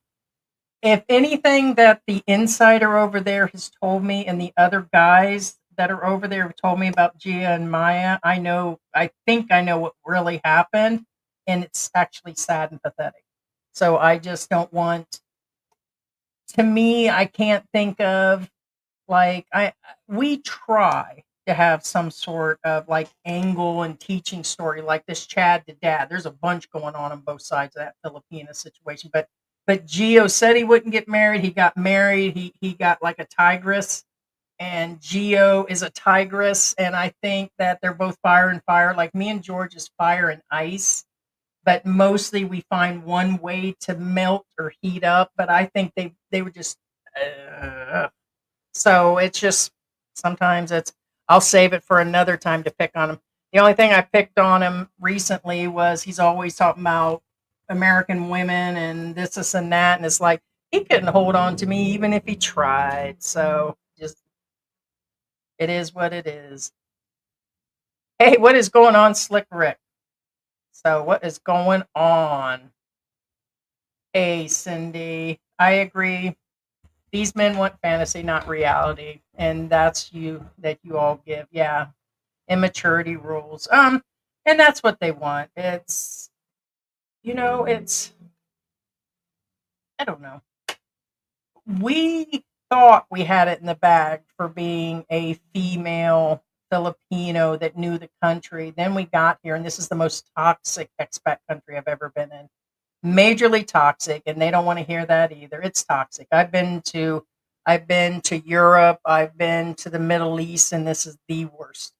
And I get that YouTube will bring that out, but even in person, it still brings it out in people. And so they have perceived just about everything about me and George. And then when they can't figure it out, they throw it on my weight or they throw it on George as being an angry little guy. And it's like, who are these people? So we thought we had it in the bag, but it turned out to be quite the opposite.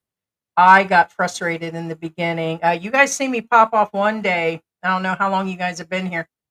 I walked off screeching about Overstay Road, drinking on air in his jacuzzi. I was cussing George out. And I said, you know what? I've just about had it. These guys would rather watch a drunk guy in a jacuzzi talking about his current wife and her sister and his ex-girlfriend and got his pregnant girlfriend around or whoever he used to keep around all the time and at that time we were hardcore trying to give out expat help. Soon as the country reopened, everybody lost their mind because when we were first arrived and went through all that, you guys didn't mind being up in our channel getting help and information. The other channels were saying we were giving out misinformation. It was just toxic. And then soon as everybody got here, oh, I'm not going to open up a channel. Then they opened up a channel. And then they were giving out the exact same information. And then nobody wanted to listen to information. So now we get like this weird balance. But I think this is my year, people. I think this is my year because I think they tired of those groups. So so I'm gonna start wearing a bikini starting Tuesday, and I expect my sticker money and I expect my memberships because this is gonna be the year that I'm gonna break 5,000 US dollars for our channel. That's the truth. Hello. What happened to Andy? I thought that was Andy up in our room earlier, guys. I thought Andy rose up out of the dirt, or maybe I don't know. Maybe he got bored. I don't know because that sounded like him because he was going off about the grab driver. The only person that got bothered by that grab thing was Andy. And there was somebody in here at the beginning talking crap just like Andy would have. And so I'm like, what really happened to him? We have an idea. He probably has been blaming us and all that. And I'm sure if George is going to rewatch this, he's going to be like, oh God, she talked about Andy again. Actually, I really don't care. But yeah, I don't see him in here anymore. So he's in there running his mouth about crap about the grab driver and still didn't know crap. And where is he now? And what did he ever accomplish? Nothing but being trollish. So, and at the end of the day, he'd have never said nothing in my face. None of them, actually. What is going on? Let's see, how do you say that? Lexapod?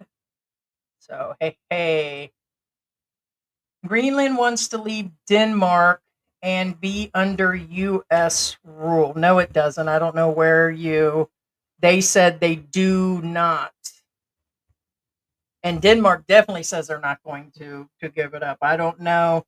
I mean, the people there seem to be, I mean, they're handing out stuff saying that Trump's going to do better, but I wouldn't say it's everybody that wants to leave Denmark. So, but I don't even know how that would happen. It's not. I can't see that happening. Same with Panama Canal. I think it's crazy talk. I think it's crazy talk. But then again, crazier things have happened, like when the different places of Mexico turned into the United States and other countries. Like I think it's crazy. What falls under the UK rule right now? What does the Queen and them technically own? It's nowhere even nearby. Or so there are countries that I've said, wow, that's part of the UK rule and everything. So there's a lot of strange ones. So usually George would sit here and answer, what's that, George? Ah, nothing.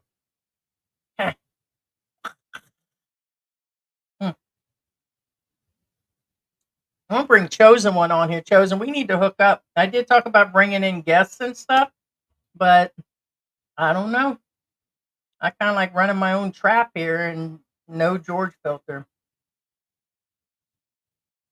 He gave me a chance to call out damn Andy again.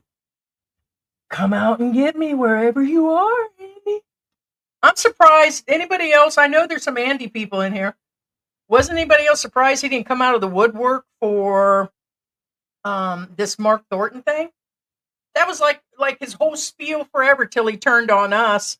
Okay, when he had nothing left and we wouldn't let him in our room anymore because he is who he was, then I'm surprised that was like him and Tim. And then Tim thing went away. Then he tried to turn on us, and nothing he said was actually there. And then now Mark's gone, and he didn't come out on that, but we still get strange statements. But come on out, little buddy. See you at the scoreboard parties or the other bars down there, little buddy. Your guy friends miss you. George,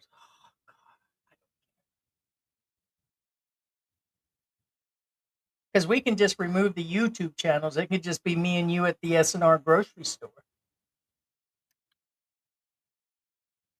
Sit down with the pizza, have pizza. Actually, that is the truth. I want to let you guys know I've said this before. Me and George really mean this. It's YouTube. Because nobody, besides a few of the vloggers that have actually physically attacked each other, it's usually pretty quiet. They're toxic and they run their mouth. But as far as things really happening, I just don't think they have it in them. I don't think they have the balls. But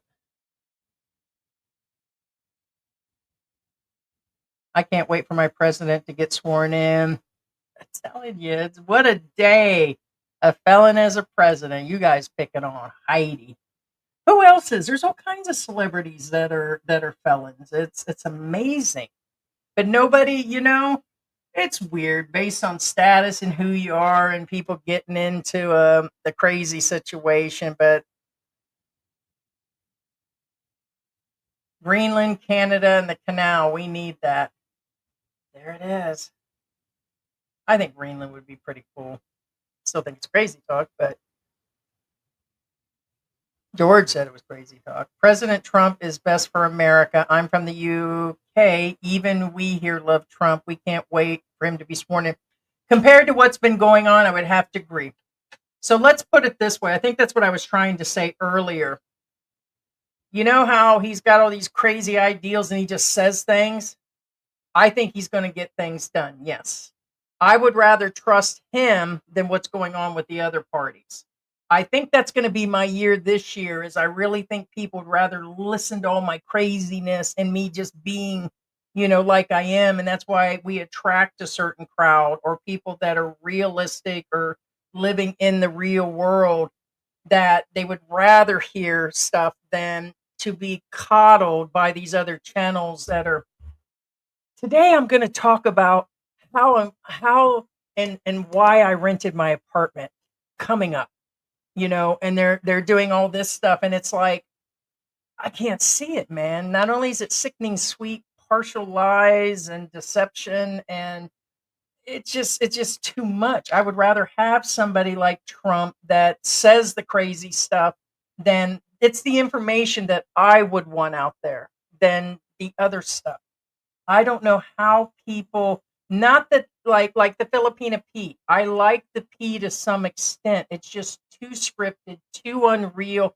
Has anybody noticed that the Filipina P, all the filters she's got on now?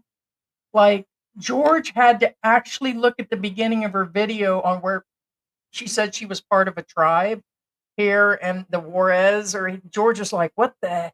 George did. He stopped and he goes, what the heck is that? I said, George, that looked AI. Like, she took her footage and put it through AI. I said, because when she sat down for the interview, it was the real P. He thought she had surgeries and stuff. I said, no, I think it's AI. The photo is definitely AI for the thumbnail.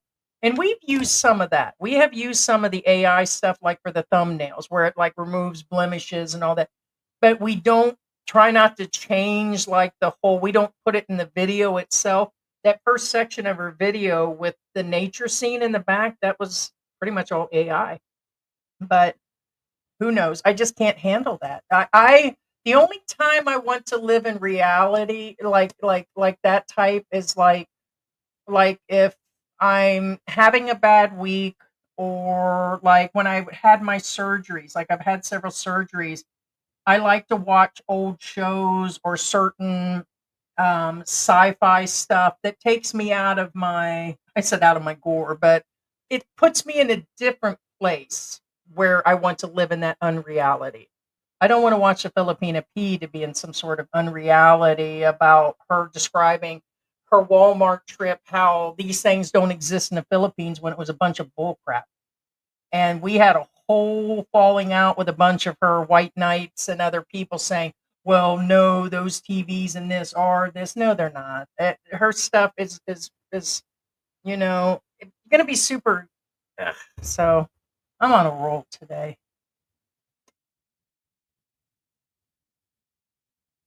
Yeah.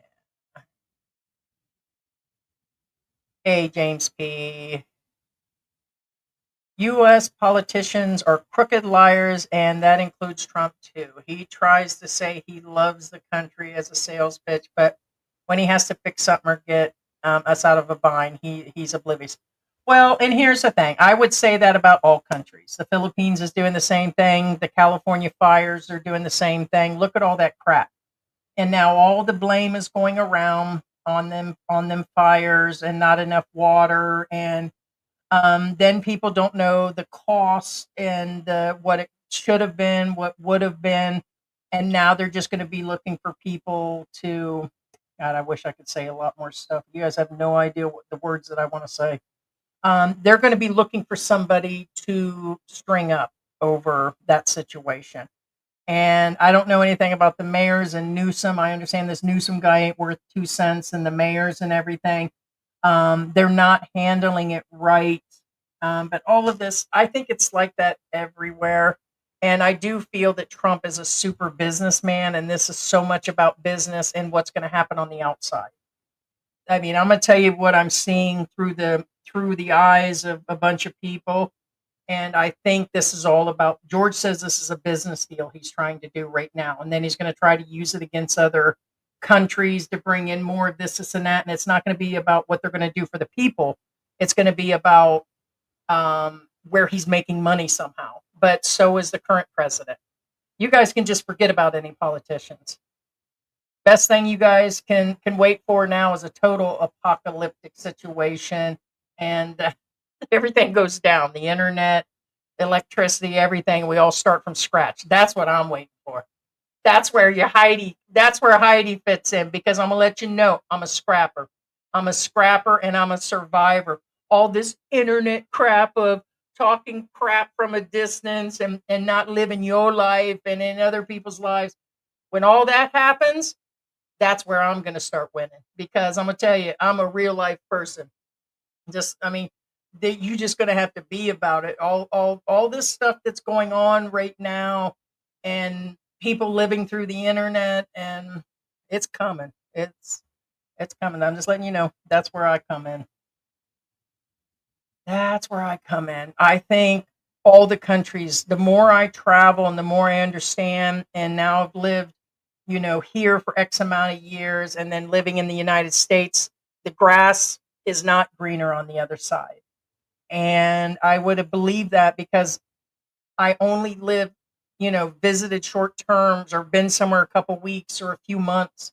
But living here long term, and then knowing about the Philippines and the US and the way things have changed since post pandemic, I'm going to tell you right now, everybody is only out after themselves these days. It's what I think is only going to make it all right is if people had to go back to stick everybody in 18. I always say 1801. I don't know why I go that far back, but go back to Oregon Trail days and see who survives. That's going to be me.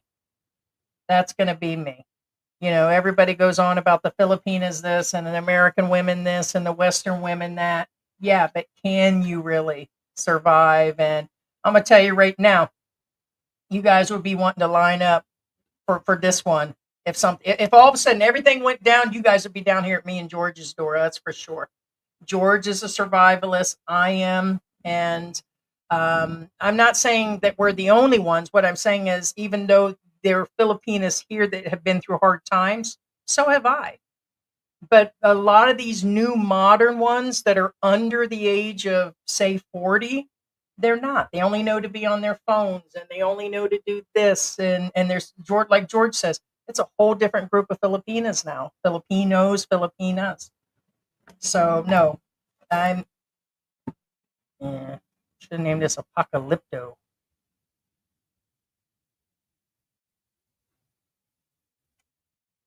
I know that better not be the Lazada guy. And I thought about this the other day. I'm like, the Lazada guy tries to deliver a couple times a day. He doesn't put his stuff together in one delivery, and I know things come in. But I thought about just for now on, I'm just going to ignore him during the live streams. Eh. One time he tossed it in the yard with the dog. I was like, good thing our dog doesn't eat stuff. Was Geo trouble something to do with kids? He did mention the reason they broke up. The information that I have is a no. It had nothing to do with the kids. Had nothing to do. Well, it might have with her individual child, but according to him, though, he said that's what he was doing, was rekindling with his sons or children. And I'm like, what's that got to do with breaking up with your current wife that you cared so much for? Although I will let you know that, like, when I met George, he had two step kids, but they were teenagers. They were up there in age. It wasn't like a 7 or 8 year old or a 12-year-old, but they're up there. And I think Gio's kids are adults on top of that. So we're talking about the stepdaughter was dating somebody. Like during dating, she had already nailed somebody. So she wasn't even fresh meat anymore. So I'm like, no, them are adult kids. They need to do their own thing. So the ex was trying to get him or make him feel bad about not spending time with the kids. George got 2 hours sleep, and he was the one running the business, and she was taking all the money most of the time. And I'm like, I was like, no, it's like, so I don't see where the stepkids or the kids or any of this comes into play. Like her kid is X amount, Maya's child, and then his own kids, as I'm to understand, are up there in age now. So how did that affect things they're living in the US? And I would know about this because George had stepkids, and I'm like, yeah, that wouldn't have affected us. It did a little bit, like, hey, you need to let them do their thing. You're not going to miss sleep or a meal or other things to go spend time because your ex is pressuring you in when the kids didn't even ask about you. So I hate when kids like that on the side are all involved and stuff, and I don't know, they try to use them as a pawn. Reality. See, you guys wouldn't have got that little tidbit if George was sitting here. I'll probably get an earful on that one, but I didn't say. Hmm.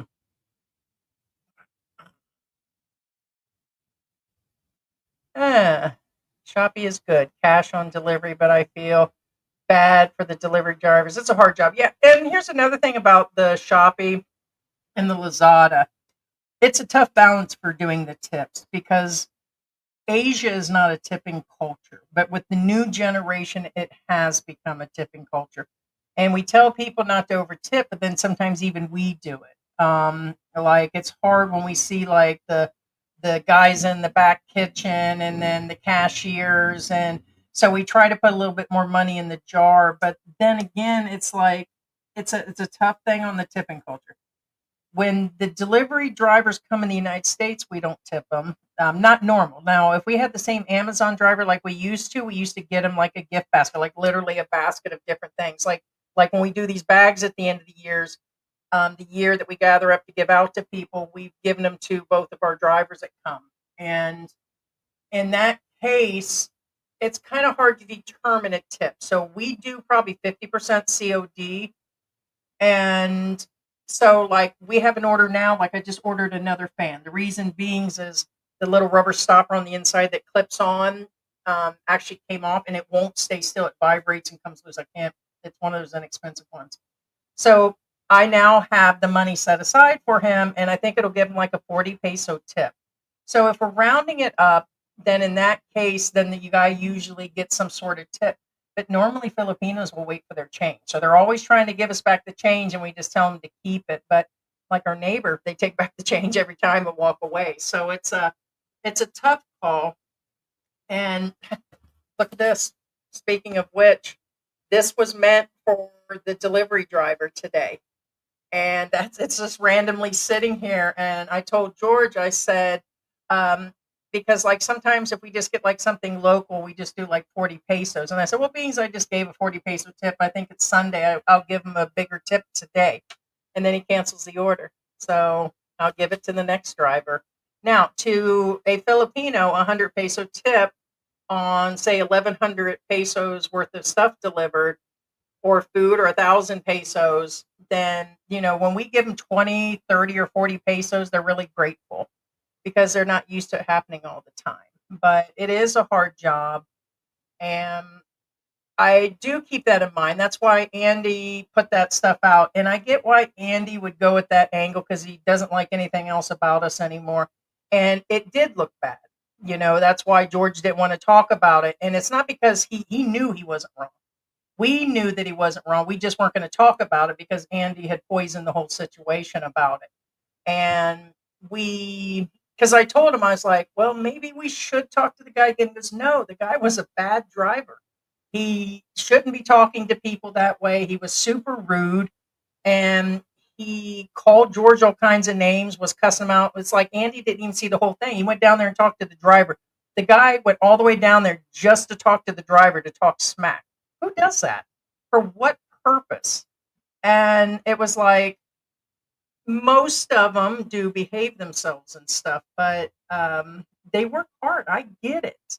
But, it's like anywhere. You're going to get bad service. Like you're going to get bad women and bad this and good that. And, it doesn't change because it's a country. And, but they do work hard. Vlogging in general is so watered down at this point, it's hard to even find the motivation because nobody wants to watch authentic content. And it's not fun to make generic content. And I agree, Tropical Canadian. We told you we've been at burnout points. And everything we were doing, like when we were doing content, we would figure out what we wanted to do. We did sit downs. We'd spend all day dealing with stuff. So we'd wake up in the morning, we'd make plans. Like we were doing daily content, daily videos, and 4 live streams a week. And there for a while, we did a video every day before we got into the live streaming. And I agree with you on that. And the more vloggers that came into the country, instead of me being like, oh, that is so awesome, it became more sickening in my stomach because I can't compete with that. I'm already a 1%er here. And then add in that I'm not going to spend a crap load of money. Like we used to sink money in. Like we thought if we'd go out and go to restaurants and show this, and when we order that extra food, I don't eat that. Most of the time the food goes bad. George doesn't always eat it. And it's like we sink in extra money to show you guys what's on the table. We don't get that type of sponsorship, nor is these restaurants just going to randomly give us the food. So it's not because I'm sitting down eating it because I'm a big person. We were doing it to show. And we did that a lot in Florida. Like we went around Orlando and hotels, and I'd probably say we went through about $8,000 in just a few months. We knew we were leaving. It was about the beginning, not, I wouldn't say the height, but it was the first few months of the pandemic. So we were still able to do travel. Things were so much more expensive. We went several camping trips, and we invested in cameras and equipment and tripods. Like we recently just got this one right here. And so we have, of course, the DJI. We bought this a few years ago, one of the best investments, but you have to get the right one. And it's got the built-in gimbal. I like to use this the best. And now we have better editing software where we can enhance the audio where we didn't know to use it before. Everything I had to learn and George had to learn. George knew a lot about editing, and that's where I've learned all my stuff. But, we have that for the DJI, but so much equipment that we actually have invested. But I would agree. I agree with that. Just nobody wanted to hear that. I was called a whining bitch in the beginning as far as my complaints, and that's okay. I accept now that if that's what brings in the view, it does. So it's just a different level. So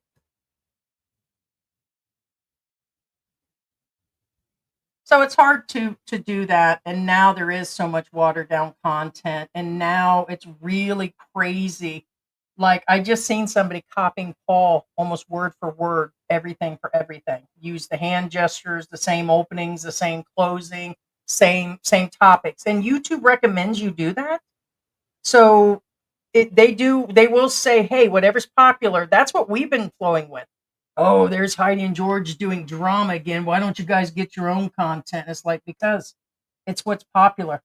That's like when something comes up on the wildfires. That's why everybody that does cooking shows is talking about it, because YouTube tells them to. And we try not to do like what people are asking. Like we had somebody come in the room the other day saying, hey, you need to cover this, and that. We try to, but there's a limit on being told what to do also. So it's like a real tough balance, man. I know of a few retired couples that moved to Mexico. They all eventually came back. Oh, you're talking about they went and then went back to the US. It's not for the faint of heart. That video that I cried and me and George were going over our relationship. And I started thinking, it's a lot of stress. The fact that we made it through not only the pandemic, our relationship was about a year in. Let's see, I have to calculate 19 to 20, about a year in, 8 months when that all happened. And I didn't even stay the night at his house. He wasn't, we were, George had put a lot of boundaries. Like George believes in this way and books by the book of doing a relationship. He knew he just got out of it. He'd been divorced for a while. Although he had dated multiple women in between his divorce. So I was not his rebound. He was not mine.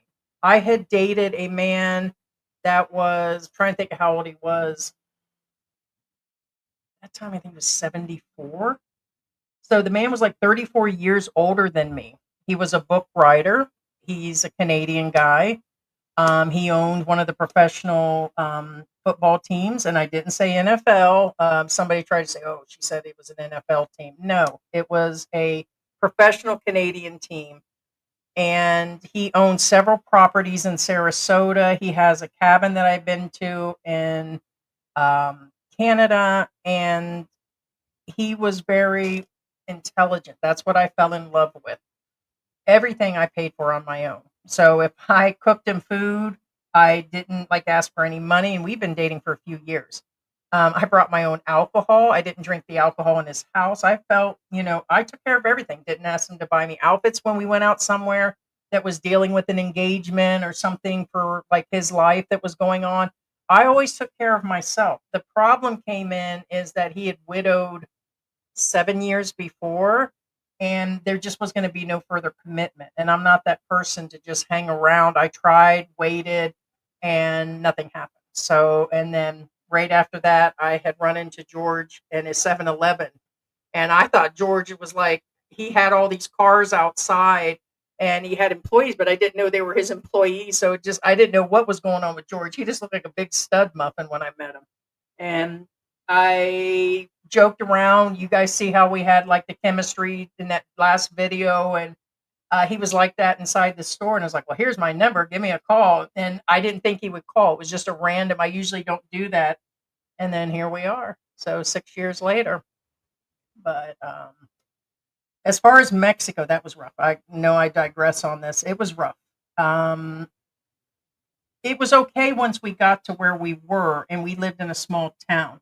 Safety at that point would have became an issue. So the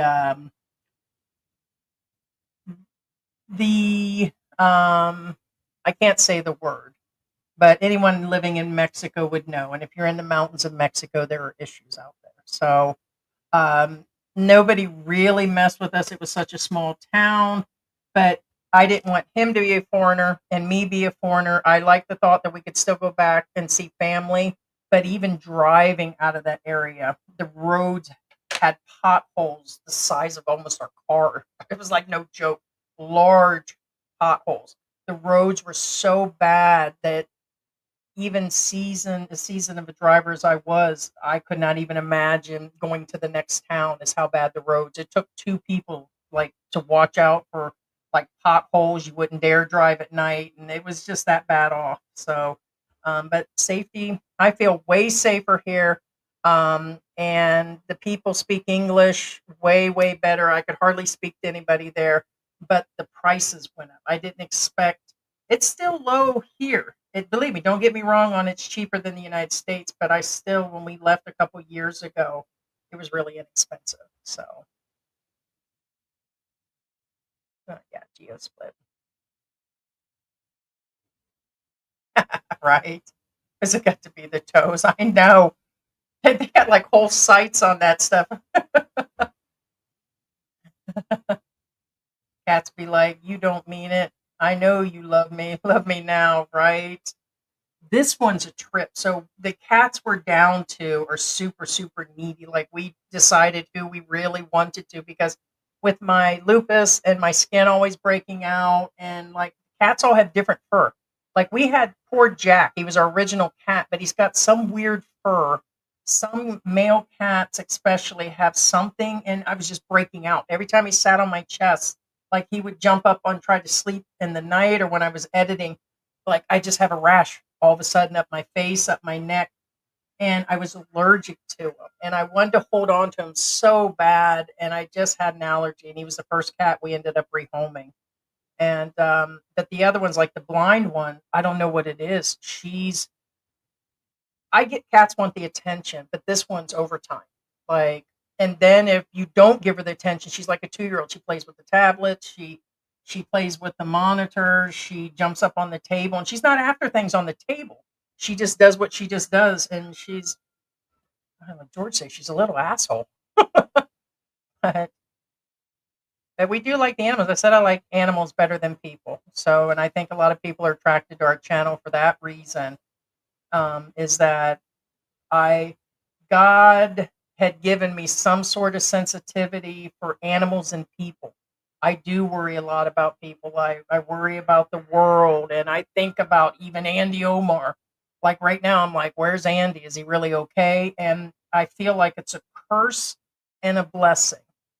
And where some of the you're like you guys are slowly getting to know me. Even at some point, I was reading tarot cards, and like I get these. I'm gonna call that as a third eye or something, where it's like I can see things happening situation, but it's a curse and a blessing as far as having feelings. It's called being human, but um, it's for the animals, it's like I don't want to sound like that type of person either. Someone's got to be the voice for the animals, but on the other hand, somebody does. But I'm not that much out there on. I love animals, but I throw a little barbecue sauce on them also if I had to. So I'm not, I did go vegan for about 2 years based on that, and just to eat healthier and everything. And that was like right before I met George. I was like on such a healthy kick, and so. uh, America has no legal, political, or moral right to Greenland, Panama Canal, or Canada. Can't believe anyone needs to be told this.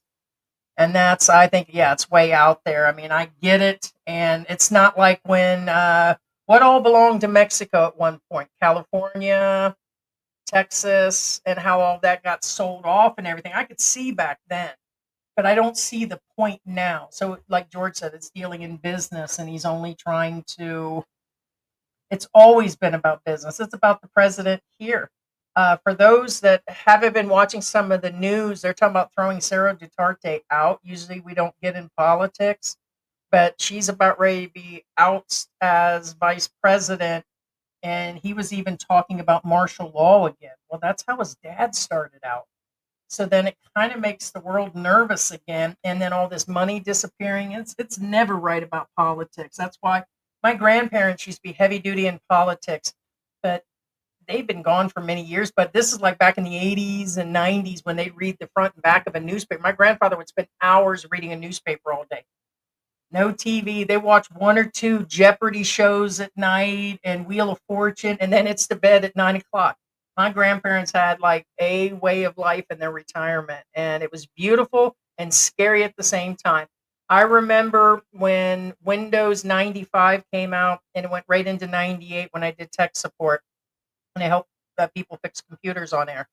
And at that point, my grandparents, I would take the laptop over and show him, and he got to read newspapers, Polish newspapers, and in his language, he was just flabbergasted. He was like all out, like, "Oh my god!" And he got to see people. He got to see, where he lived, and this was like an unknown for my grandfather. And he ended up passing away at 93. And my grandmother was 86. She passed first, and he died a few months later. He was heartbroken, and that type of retirement is actually where it is. But they're the ones that used to know the politics, but it was different back then. But I still believe part of it was all true as far as money, and it's always been about that and a bunch of other things. He's in that Hillsong church cult. Hey, what's going? Hey, I don't have any. I don't have no filter today except for the cat. He'd have been all, "Oh, she's talking about Andy." Screw Andy. That's all I got to say. He wouldn't let me say those things. He's probably going to be turning in his chair thinking about it, but he's not my boss. Andy's not my boss. He's not the one that did this channel. He's just another vlogger doing content. That's where that is. And people get to know a little bit better, and I don't have to worry. Like, there's times George has done his own videos on his own and live streams when I wasn't feeling well or not around, and he's probably still going to do those. And that just gives people where they can, get to know him deeply. This gives me a chance to go on about things. And it is hard doing a video. It is hard doing the live streams as a couple. That's what I feel. And I like playing off them. Like, we have perfect days where it's like everything's there. I almost, like, I thought I peed myself like 3 or 4 times during some of our skits. It's all real, like when we get dressed up. And George says it's time to do Ricky again, but we're doing a serious live on Tuesday, so he can't dress up as Ricky. There's been so much serious content that we need to do interviews that we don't want to come in as Ricky to do the interview, which I guess we could, but it kind of throws people off. Like, we couldn't do it during the Elliot Eastman, and we didn't want to do it during the Mark Thornton, although, I guess we could have, but it's hard, and people are like, "Oh, you're always cutting him off, and you're this," because there's so many things that is in here that I just have to get out, right? And I'm like, "But you bitches didn't see when he cut me off." Like, literally, he does it all the time, but there's so much hate for me as a female expat that people are just blind to things. And per memory, in another 6 months, all of a sudden it'll just be that I almost chopped his head off during the live streams. People's memories and thoughts of what they know about people and expat women or women, and all come to play to that. We both have our own faults in these live streams. Like, have you guys never noticed that George just sits? It's just the way George is. But you guys think it's because I'm always like, if I didn't say things, there probably wouldn't be anything said. Like, sometimes he's not awake, sometimes he's just not going to answer, or it's hard. And we have dealt with that issue for the last couple years: when to speak, what to cover. And then if something's covered, he won't even tell me that it's whatever. He tells me 3 days later that he didn't want to do it. And I'm like, oh, so it's been a little bit of a problem. I believe Gia and Maya was dealing with that. You cannot both have that much going on. And see, for the most part, I deal with one part of the channel, George deals with another part. I believe Gia and Maya was butting heads, and this is a lot of vloggers. That's why we always say, you always hear George say you shouldn't do a YouTube channel. There it is. It wasn't ideal to do it so our kids could see us, so the grandkids could see us, and it was to help people. But then nobody really wanted the help in the end. So in the end, it was the expats coming over here, covering things going on, what's popular, and blah, blah. You guys know how it goes. And now we've made it all the way to Google. We are the only channel. And we've heard several of the local vloggers say, "Oh, there's nothing special about anybody." and there's nothing special about George and Heidi. And we kind of beg to differ. They said there's other Western women doing YouTube. They don't do live streams all the time, and they're not American. We said it was me being an American and him being a Filipino. And based on the type of content that we do and the coverage that we do, we are different. Special might be a little something different, but we've made it to Google. The Filipina P didn't make it to Google. Old Dog New Tricks didn't make it to Google. All these other people that people keep saying, oh, well, they're better than you and you guys aren't nothing in this. We made it to Google, and we've been in Google headquarters. We're proud. Like me and George are like over the sun. You can't buy that ticket. And for all those that are saying, oh, well, so and so made 12,000 last month, because out of stickers and guys sending her money, or this channel made more, and oh my God, they got 90,000 views. Yeah, those can all be bought. All of that stuff can be bought, but what you can't buy is a ticket into Google. We got the golden ticket. And we've had an actual YouTube manager for a few years. And they just renewed again. It's a renewed contract thing, or renewed whatever, for 6 months at a time. We don't have our check yet, but when we get to 100,000, we'll get our check too. We just can't till we get to those numbers. So, and we're not going to buy them. They can be bought, and they could still get a check based on that. So a lot of people think all that is fully traced and all that. I beg to differ. Those numbers can be bought one way or another in the YouTube genre. We're just proud that we've had people. We don't care if you love or hate us. We want you to be informed, shocked, understand, deal, get over it, whatever it is you guys got to do to, understand that moving from your country to the Philippines or another Asian country, or retirement or any of that, is not for the faint of heart. And I'm telling you, I'll win in the apocalyptic wars. I'm telling you, I'll be out there like starting a fire and all of that. But it scared me to actually make this move, but it's been well worth it. So, and happy about the guys that have actually, and women that have joined our journey and been very generous along the way. So, should I come and both of us wear bikinis and drum up money during a live, right? The puppy has a McDonald uniform. It's like got a hat that goes over her ears, and it's got a little vest that she can walk around the mall with. And I guess we can get her to dance.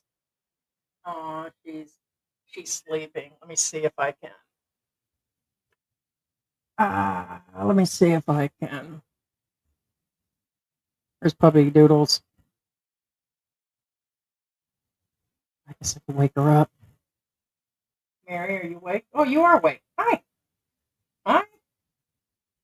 She's got another bed coming. That's her corner.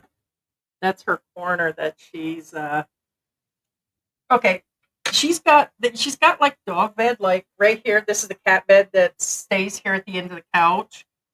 She's had 3 of them. When she was a puppy and we got her a few months ago, she peed in them. It's weird. I thought dogs didn't pee where they sleep, but she peed in all of them. So I just threw them out because they're so disposable here at the price. I think these in the United States, if you get them from PetSmart, I don't know, they range anywhere from $8 to 15. Here, they're only a few dollars. And I'm like, I'm not going to wash it because it's still going to smell like urine. She's going to pee in it. So we toss them out in the trash outside. But she's had 3 of them. And then we got the washable pads. So now, oh, she's so sweet. She's sleeping in her position again. Oh, you're a good girl. And the pads I can wash. So dogs like her, they get like skin issues, and she gets like a flea oil and everything. But no, she's a good girl. But she's got a new bed coming that you can actually wipe out. Like I'll be able to use like a cleanser or like alcohol or something to wipe the inside all the time. And it's made of a certain material, but this one is coming from China. It is more expensive, and um, I'm just going to lay one of her mats. We bought 2 of the mats and everything, but now we can all get together with the dog and her little uniform and everything. I just took a quick look at Off the Grid Barbie. Yeah, he's using his wife for views. Um, yeah, and she's a mother on top of that. Like when I first seen her, somebody was like, "Oh, you're just jealous because you're not getting donut money." I said, "Yeah, that's what it is. Yeah, brains over beauty, eh?" And it's like, where do you think that's like hurting me or something, making comments like that? But the crazy part is that I've seen her with the kids. Like she wears these pink outfits and she got these pink high heels standing in a public market in the Philippines with her husband and got these kids running around. And it's just odd. And but here's the thing, I always say, get your money, honeys. Get your monies, honeys, whatever. It's like, oh, well, Heidi, you're doing the same thing. I guess if that's what you call it. I do this for free. Shoot, I slapped George for free. What you guys talking about? Yeah, you nag George. I would just nag him just for the heck of it, I guess. But that's crazy because I always go to the beginning. Like if you go and look at the very start of their channel, it shows where he put her on a motorcycle, and a lot of them start off with publicly using them. I mean, I guess I could have used George like that in the beginning instead of us going on a camping trip. Maybe I should. Let me know. Let me know, ladies. You guys want me to start putting George like that? And you know, nobody's really taken a whole lot of interest in either just me or just George. It's usually us. Sometimes it's been one or the other. And I think this thing going on now of just living in the moment and just finishing something and saying, hey, let me go do it live might be a good thing this year. I think I'm going to try it for a while. When we really considered putting live cameras in the house. I'm like, yeah, no, that's not going to work. House falls apart. And I mean, I'm looking around now. It's fairly clean right now, but fairly clean. I mean, besides the bag of plastic up there and stuff and the dog cage. And are you kidding me right now, Mary? She couldn't hit the. She's got like a little pee pad. Hey, thank you so much. Few stray dogs here in the States, only stray people on every block, right? I was listening to Joe Rogan's podcast. Always interesting. Don't have the full mental capacity or the patience to sit through some of them because some of it's just regular talk, like I'm doing now. And he had Mel Gibson. I don't know if I talked about this already. And he was talking about how San Francisco just looks so uh, apocalyptic as far as the homeless and the trash and the party favor people hanging out, the zombies, and just crazy. And just how things actually have changed. And talk about like strays on every block situation. But there's a lot going on here too, people. What's up, Scott? Scott in Aziza's world, and congratulations. Scott's been around with us for the last few years, um, and he has started a channel a while back, and he is now officially engaged. And he is here, and we will be meeting up with him in a few days. So we'll be getting that content. But Scott does not have the right to publish our content, or I will hunt him down. I want to be paid. Seriously. You got to pay per pound for this image. It's going to cost you. In mango shakes and shrimp. I'm joking. No, Scott's good people. I stopped watching Overstay. He seemed unstable. There was a lot of. It was entertaining for me. I stopped watching when he moved out to the province, which was realistic. Some said he was on the run. Who knows? But it was the thing where he had his wife and then brought along the mother of his one of his other kids. Did he? I don't know. And he's I don't know. It was just the change of scene. I do like seeing him with the family, but there are so many vloggers out there. It's hard anymore to keep up. I pretty much keep up with those that are in the circle of who our people watch. That way they know because It's very rare that somebody falls into our circle, although there's a bunch of new ones that have fallen into the circle because of the other drama that's going on. So it's yeah.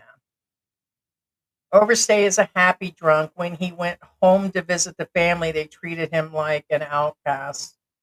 Yeah, I seen where he took that trip back there a while back and he was driving and everything. I did watch some of that. That was interesting. Um, I think the one that triggered me was when he was in the jacuzzi drinking and just the attitude towards some Western women and things going on and some of the other stuff. And at that time, I didn't understand. This was probably about 2 years ago. It was the amount of money the guys were dropping on him for no reason. And all he was doing was drinking and he was ranting and he was complaining and then talking about everything from it wasn't I just couldn't understand the live stream and all he was doing was drinking. And so I was like, to me it just seemed weird. And then I was like, that was what I was complaining about in that live stream. I was like, you guys don't want to listen to my information or what we say, but you guys will go and watch Overstay drunk in a jacuzzi. And it doesn't make any sense. And I just went off that day. And it's like, but with time comes knowledge and understanding, and a lot of channels aren't for everybody. And this is definitely going to be another year. We're going to see 100 new vloggers a day, and it's going to be like cable, station and more competition. And being we already know that it is what it is, we just going to keep on rolling. Denmark treats Greenlanders as substandard in their country. I wouldn't know on that one. Glad Trump will get things done, not like others. Yeah, that was crazy.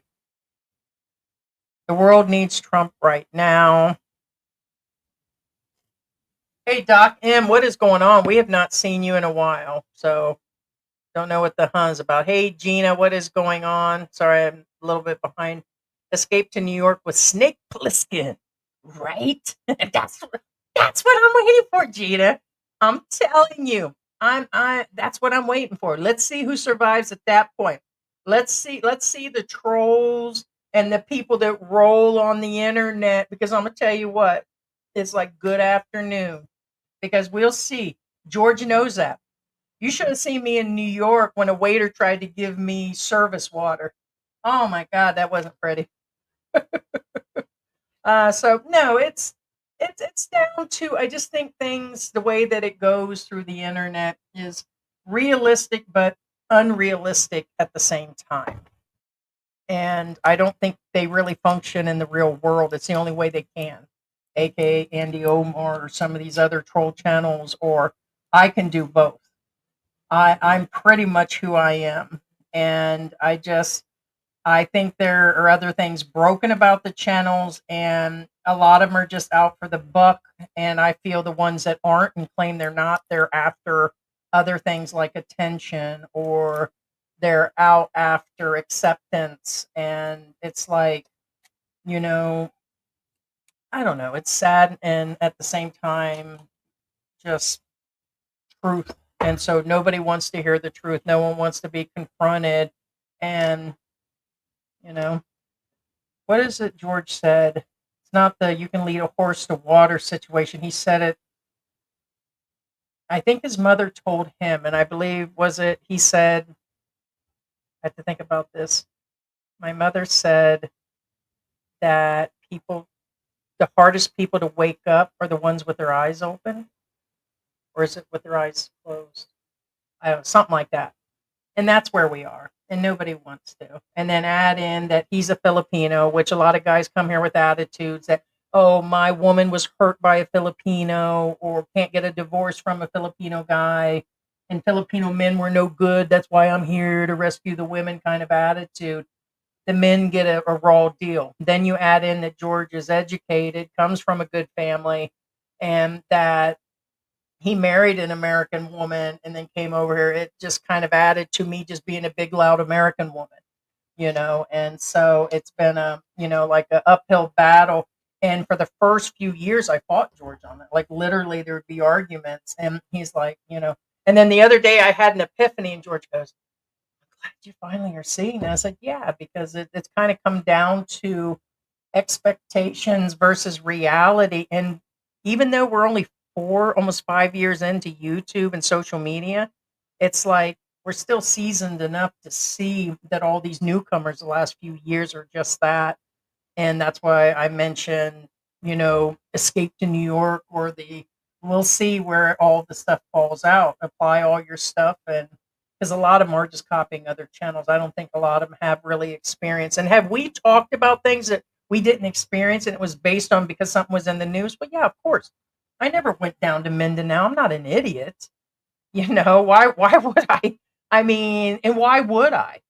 It's, and not everybody experienced everything in the United States, but they're over there running their jaws about YouTube channels. Like, people, you guys realize where I keep hearing that, oh, them Americans are bashing my country and talking crap and this and that about the Philippines. Same people over in the US as Filipinos, or like if they were like from Mexico and they're living in the United States, they're doing the same thing with the US and talking about the US. It doesn't change. You're just trying to pick on certain people about certain things and certain ways and all that. They're over there doing the same thing. So, but sorry, guys, steroid time. With my lupus, I have to stay on steroids. This is like time for you guys to get to know me personally. With my lupus, between my asthma and my other conditions, I have to be on steroids twice a day, and it's been quite a while. And so, although I thought I had gained a bunch of weight, I actually lost X amount of weight last year. Like when I started that big diet and I cut out all my sugar, and I have cut down. I mean, here I am drinking this, but I did. And I still lost weight this year, even though you guys see me eating donuts and the stuff on air. That's pretty much what I've been eating. And but the steroids have to be twice a day now. That's where my medical condition has come down to. It's one of the items that I take. Oh man, Philippines has to get rid of dogs. It's sad. Yeah, it is. There's a lot of them. I think the craziest thing I seen was that guy that put like 12 dogs in a cage the size of this table that our stuff sits on. I mean, imagine if I had this 3-seater couch that we have right here, and you put 12 dogs in a cage this length and that wide. That would be a lot of room compared to the cage this guy had them on. I mean, it was really sad. And he thought they'd be better in the cage than running around. So as in his mind, he thought he was doing better where they weren't getting hit by cars, but instead they're peeing and pooping on each other. They had no water all day. They had no food. Um, there's nothing, no. I think about the maintenance, like worming pills, and flea oil would be a luxury for sure, but the worming, but the guy just had them in there. So if it rained, they got rained on. It was just crazy, and they were in really bad shape. They were super skinny, but there's education, like George said, will become key. But yeah, right. I'm good with Oregon Trail. Got my pigs, cows, and chicken and 4 properties. Right. Oh man, I remember Oregon Trail when I got my Windows 95 set up, and I believe that was in '96 before they switched over in '97 to Windows 98. I used to play Oregon Trail, and I would get home from work from the television studio, and well, it wasn't my official real first computer. I had one years before that with the dot matrix printers. I believe it was a Commodore, but anyways, I digress. Way back, and I would just play that for a few hours. Next thing you know, it was 3, 4 in the morning, and it's like, well, do you want to administer for the cholera or something? And they would ask you to purchase this and that food, and then it showed it going down the road, and all of a sudden it's like, oh, they got dysentery or something. Do you want to buy this? It's like, I don't have any more money left. It's like, it was. It's a good old days, and I like those type of games. Like me and George like board games. We have like a whole bunch of board games. We mailed a bunch and we bought a bunch. And George actually does physical gaming, but I just play like that Candy Crush every now and then situation, or I think I have Wheel and Fortune installed on one of the tablets, and that's about it. So, but Oregon Trail was my thing. The P really writes her monologue. She should get hired by Hollywood as a professional writer, right? AFX Trader, what is going on? I take tricycle, no hassle.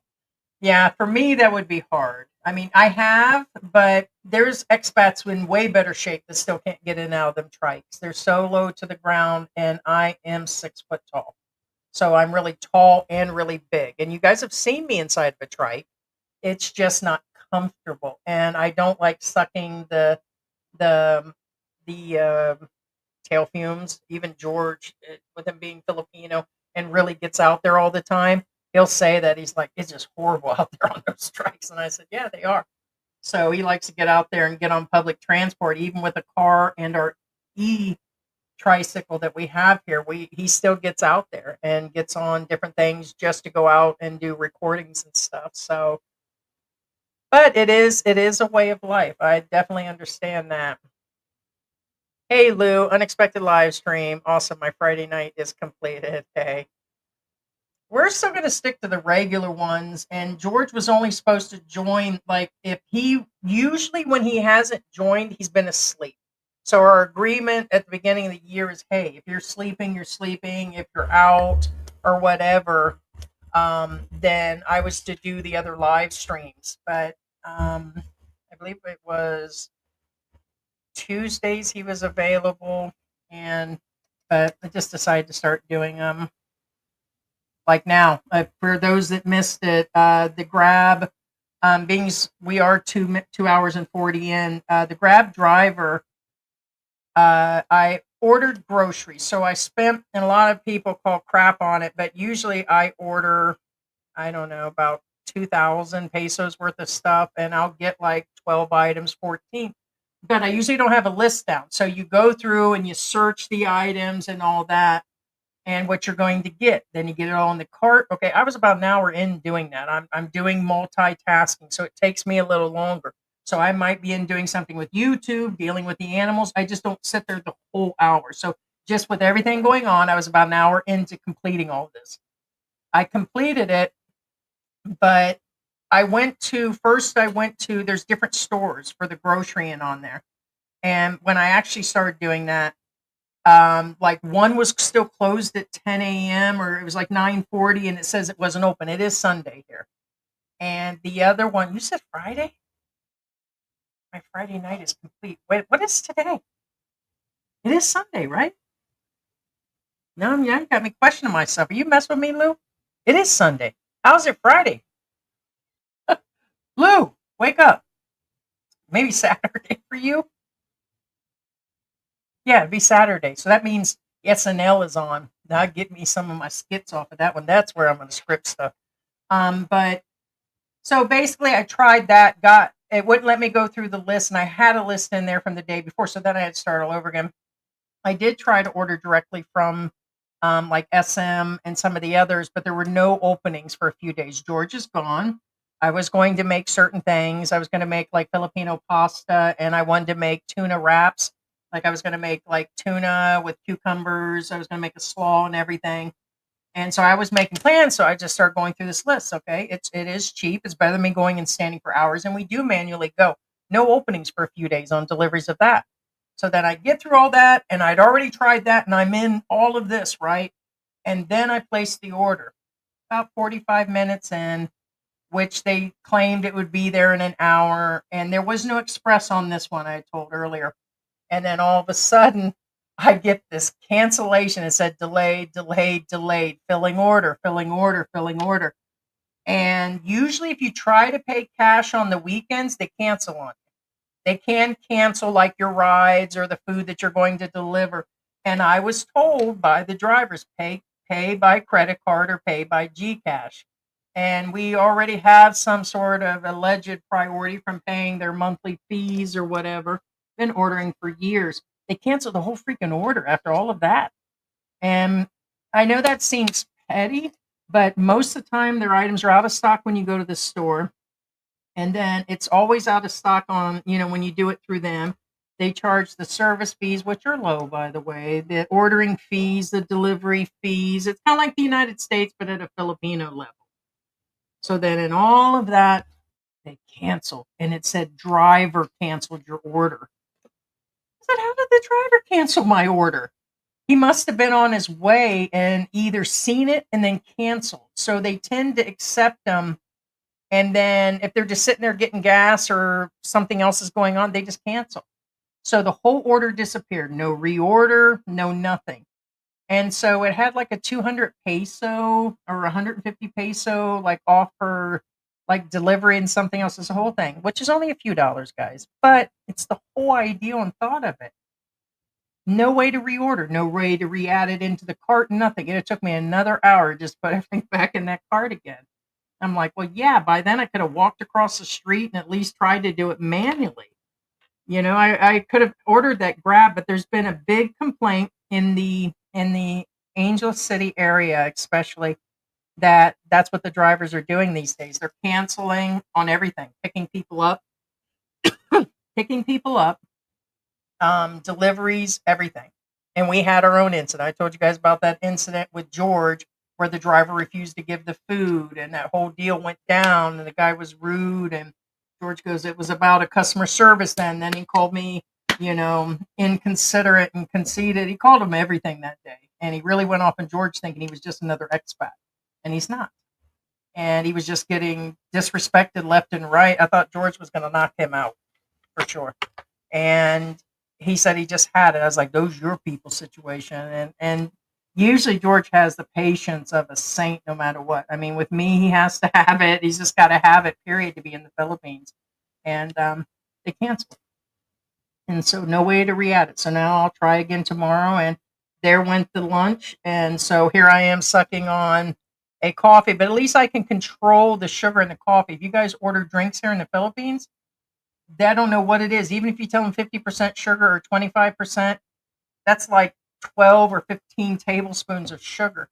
Here I can control the sugar by adding in 1 tablespoon or something versus they're putting 7 or 8 worth of the syrups and stuff. So we ended up like we have like what's considered like a coffee bar that we have set up where we do it because waiting for it to be delivered or going out for it is not always realistic. So it's always better to do the cooking at home. I just wish George wouldn't eat so much street food when he's out and about. That's scary.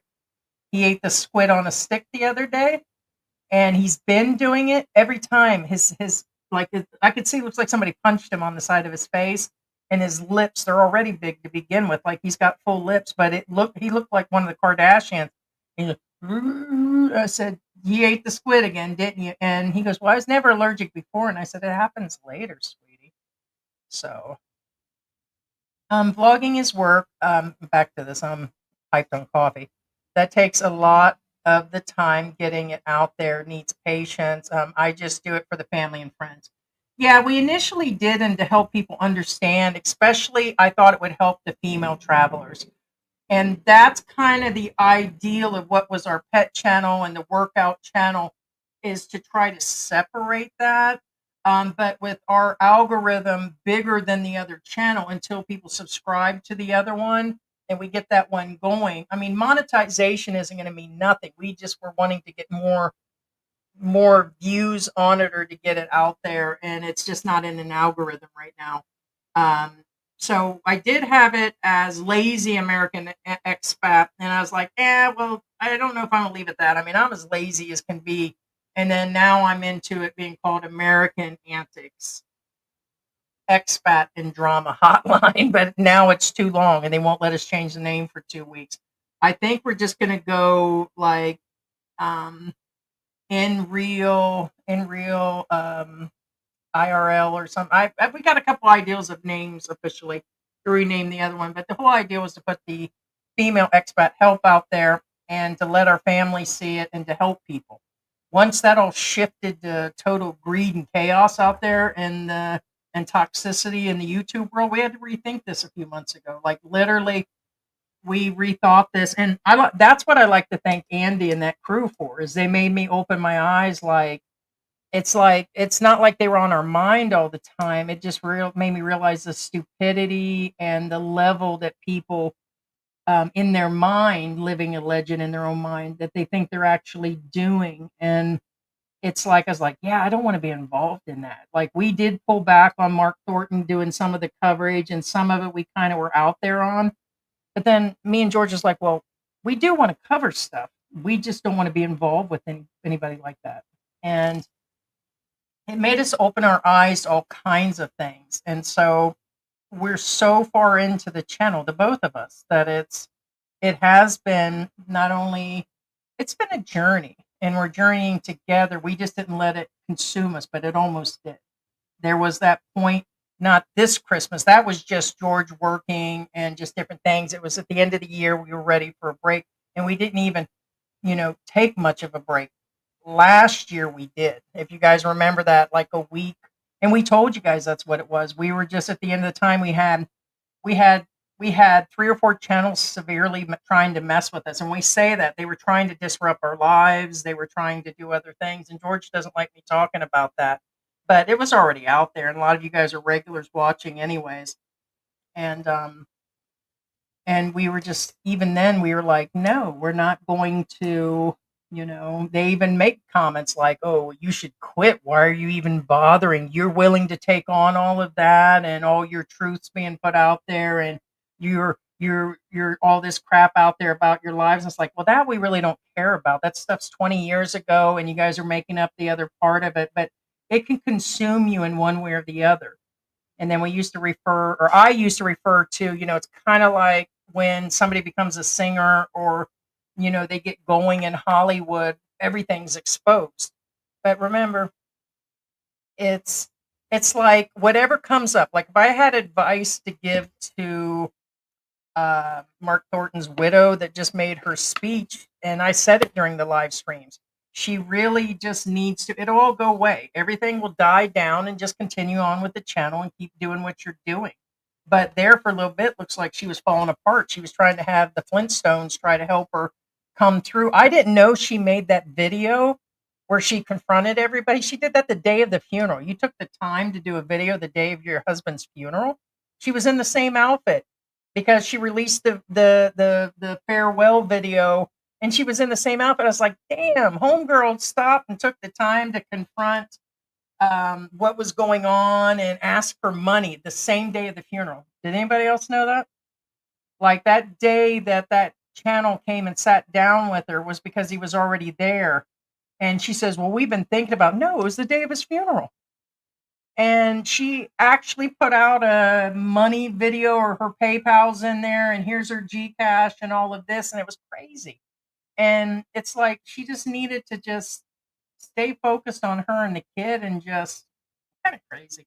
But the whole thing is it's how you actually play the game, and we'll see who's available in the end. We'll see who's available. A lot of them are already dropping out, and I have a prediction. There's quite a few of them in Dumageddon I don't expect to see around. Not alive, but just out of the game.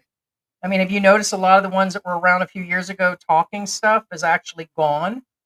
Are they going to come back? Maybe. Good for them. But a lot of them that were in the game have actually gone away. So based on that, they'll probably come back, but that's on them. So yeah, I blog for when my grandkids want to know me. You sit down, chosen one. Hmm. Just sit on down, chosen one. Wow, Heidi, that's freaking awesome to be able to do that. It's been a lot. They say why, but the cow when the milk is free, right? They got George all wrong. They got me all wrong. I mean, so not only do I help them with the YouTube channel, but then I deal with everyday life like I would as a housewife. And the first thing they got me painted as being a controlling, nagging bitch that doesn't do anything. And it's not true. George gets good treatment. Do we fight? Yeah. Are we normal? Yeah. But I still do. I'm doing laundry by hand. So in other words, I'm not running an automatic washer. and dryer. I hang my laundry out. I do laundry. I do everything. So, including the pet care and everything. So, and especially with George doing his more and more stuff, I'm actually taking on a lot more than I wouldn't do, which is good because I interact more with the Filipinos, and so where he might have handled certain things, and so there's good and bad to the situation, but it does take a strong-willed, strong person to deal with a certain type, and I think these guys that couldn't deal in the West, is for those reasons, like the Chad to dad. There's no way. I'd have been like, hell no, she's never coming over here. And I don't care if she knew our mother or not, she's not going on our vacation. She take a photo. That's where I'd have been. And then that recent video, did you guys see that where he did the clip? Um, Let me see if I can bring that in. Did you guys see that Chad to dad clip? I don't even know if I still have it. I probably deleted it. I was in there getting rid of stuff. Here's the live stream. Drive. No, I think I took it out, guys.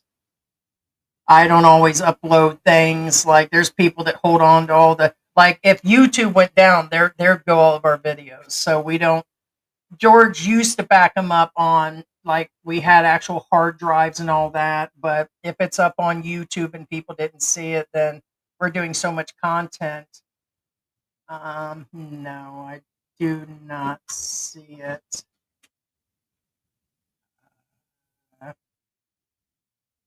Nah, it's gone. I had the Chad to dad. He basically said, his woman was destructive. In so many words, I'm breaking it down. And he showed a vacuum cleaner and said she's sucking up paper in it.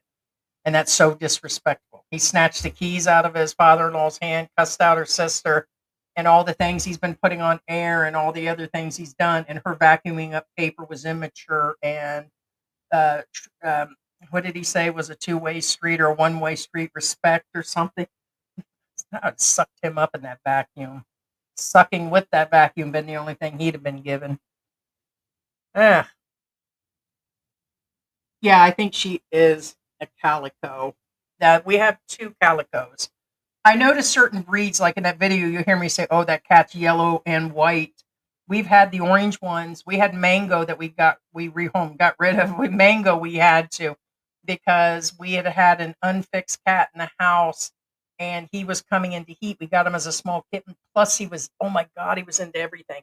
Up on the refrigerator, knocking stuff off like that other white cat we had. He just out of control. And the white cats were doing the same. All the white cats we had were out of control. And we're like, no way. But the calicos seem to be like really nice and get along. It's a real easy going.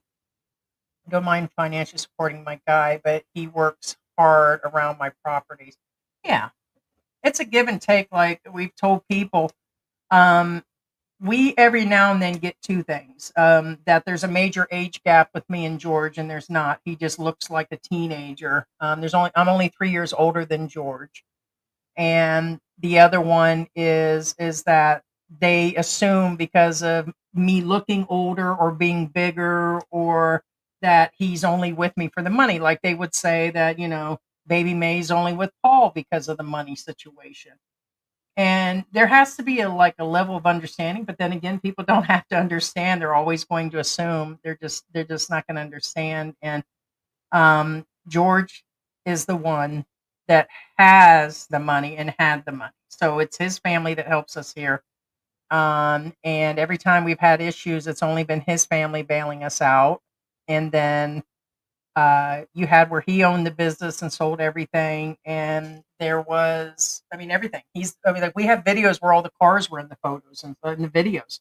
Like he rode by on the skateboard and then right around the corner he had a duck and he had an electric skateboard and I was like, well, right there's all the cars that we keep talking about.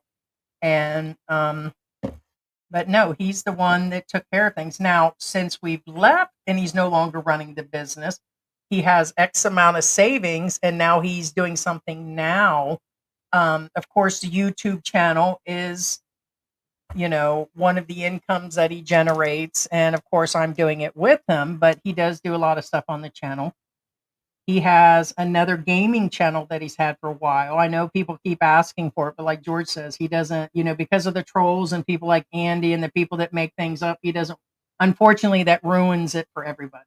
Anybody that trolls around the channels, which doesn't really bother us, he doesn't need them in the room doing the same. So it's one of those channels you wouldn't know it was him. And he said, no, we're just not going to do it because I was going to list it. And he said, no. He goes, that'd be the first thing. So he can't be in the middle of doing the gaming thing or having that in there and then stuff happen. Then in saying that, we worry about future, like on medical, as everybody else should. But at least George has the option to do something. At least we're making some sort of effort to get our savings back up again. And so it's very important, guys. Oh, look at me with my hair up. Mullet's back, guys. So it's where it is. So he was the one, and he's still the income provider. I'm on Social Security. That only goes so far. And that's where I'm at. So no, at least, he's doing something. There are couples where, where nothing, there are guys that just don't work. So FX Trader, great videos out there about people saving little bobcats and lynx. Oh yeah. They raise them at home like regular cats. Yeah, that is funny. And the tigers too.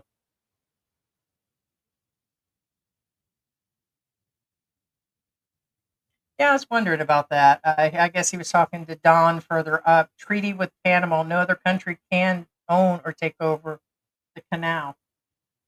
Wasn't there another one in Egypt, the other canal over there? There was a big thing about that. Yeah, I was wondering how that's where it's like I like Trump because of his attitude. There's things that I like about a lot of different politicians. It's kind of like when you date guys, you wish you could put them all together. And now you guys know I'm saying, like, if you could actually stitch together a puppet politician, I'm sure you guys would, like you would a woman. Okay, I like to have her mouth and her side of tatas and those feet and yeah. Same thing. Some of the things he has said and done, it's like, yeah, buddy.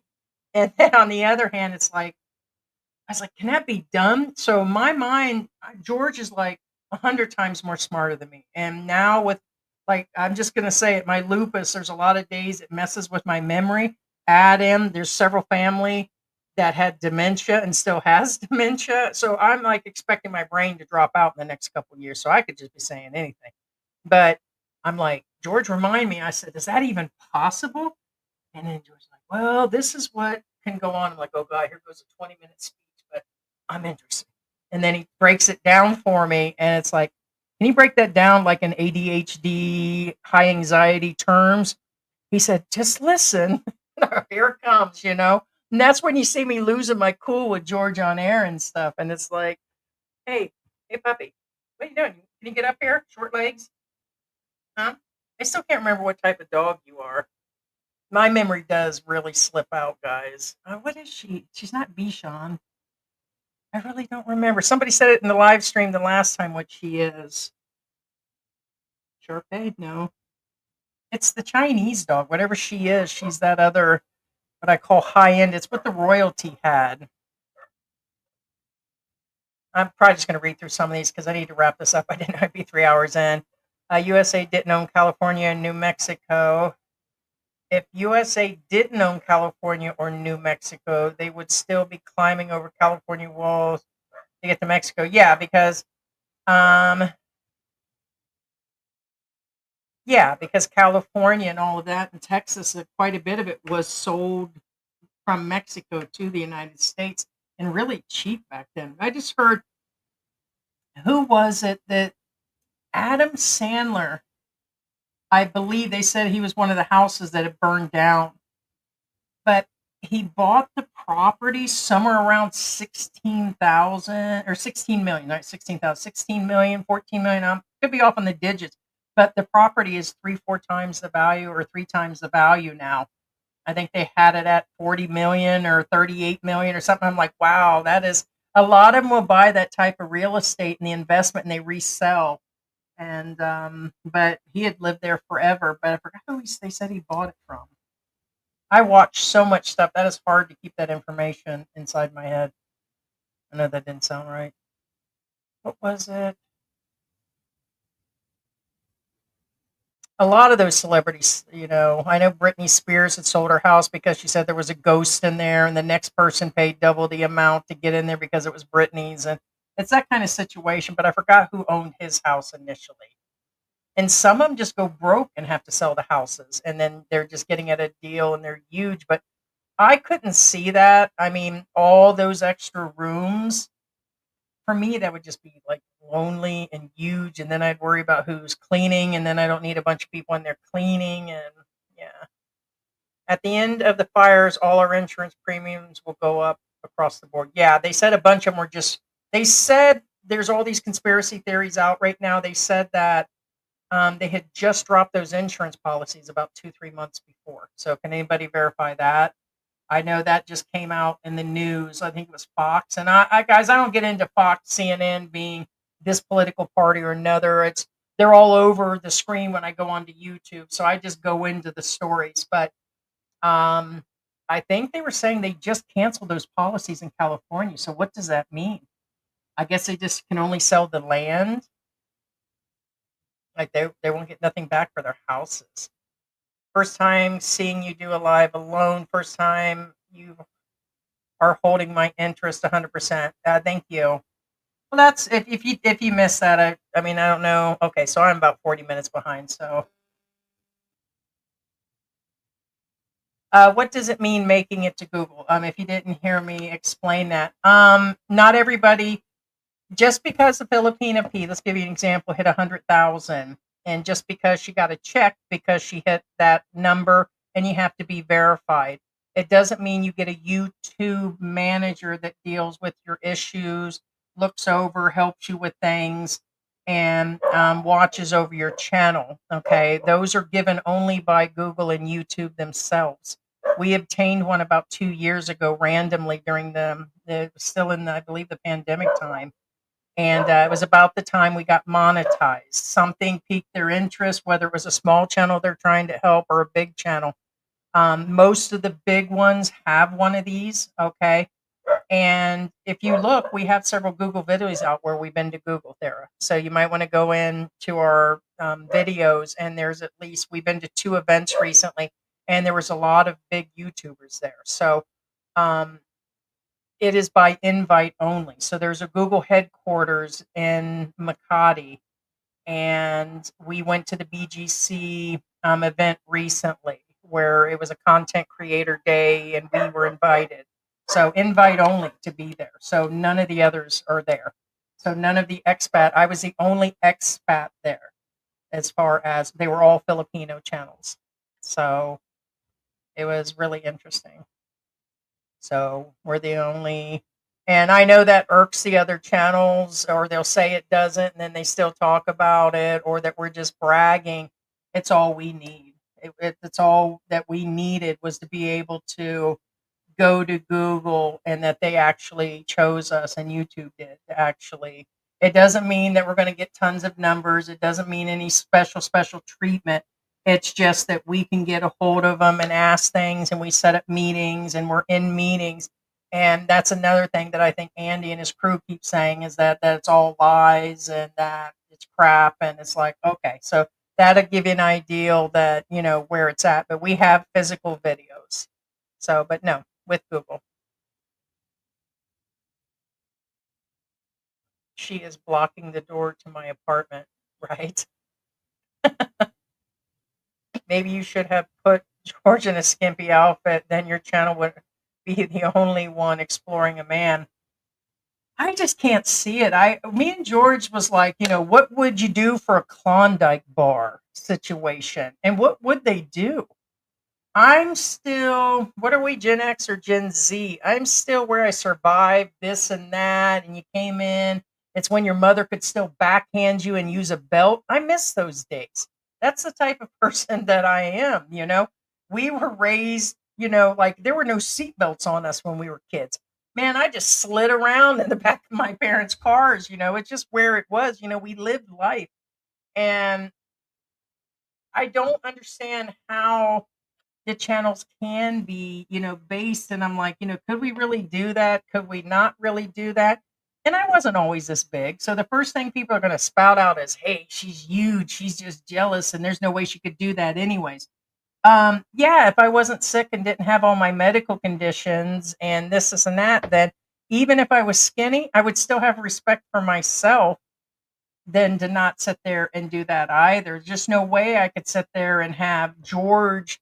Now George did go out there in his what's it called? The Barat outfit one time, and he did content where he put some Mentos down in a Coke bottle, but for the most part we do not do that sexualized content where it's don't mind doing some drama, talking a little smack, but there's still limits to all of that. I mean, shout out to those that do it, and if that's where they need the money and that's all that they can do.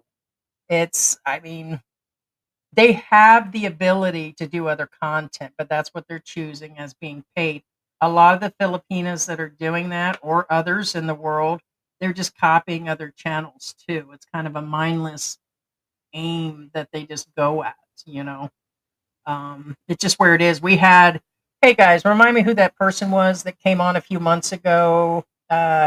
Scott, if you're in the room, the one that came in our room and he's like, well, my woman gets thousands of views during a live stream. I'm like, that's not normal. How are you I could see during like the fire where they had 60,000 people in the live stream. Or if you were that one, who's that black guy that does the IRL? He was just here recently. He can get like 100,000 in a live stream. That's extreme. To get 100 people in a live. We used to just get 50 or 60 for the first year. Just last year, that's all we could get. Okay, it's late at night, so if we were on our regular time, now we can get about an average of 100. And at our highest peak, I think we've had 300 to 400 at a time. Here's the thing: that is still extraordinary. When me and George first started out a couple years ago trying to do live streams, we had 8 people in the room, and so it takes work to get there and to get the algorithm going. And he was bragging how she always has thousands in her room. And I went in and it's like 12,000, 13,000. I was like, how the hell is she getting these numbers? And then I came back, I was like, she's one of those. So basically, she's one of the girls that wears half clothes, and she does interviews with other Filipinas asking about positions and this and that. And she's one of those, what I call some of the typical channels that were out there that MYK used to talk about.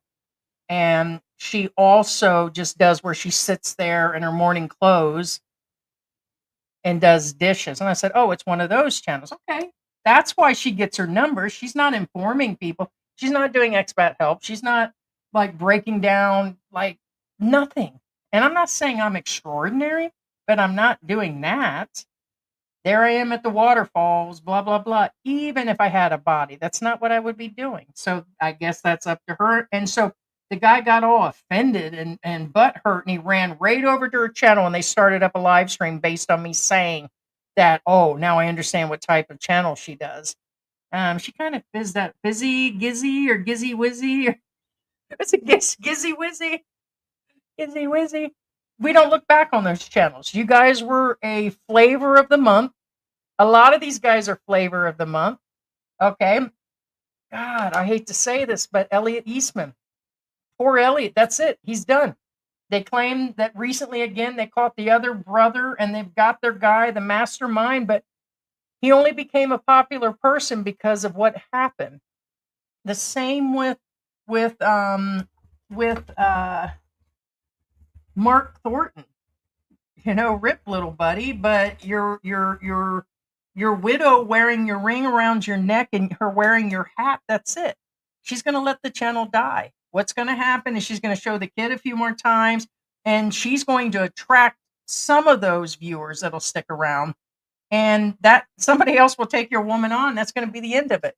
Flavor of the month stories will be gone so quick. Your looks will go, sweetie. Okay. Here's the one thing that I'm happy about is that I'm not her age and that I gotta still have an entire life like that in front of me, What are you doing? Hey, you are so bad. What are you doing? It's funny when she does something wrong, she whips around and looks at you like you're crazy or something. It's like she almost breaks her neck to check you out when she stops on the stuff Mary in trouble getting into stuff. But so that's it. Flavor, savor of the month situation going right down the drain. Like melted ice cream at what do you call that? 33 flavors. Now I have a channel.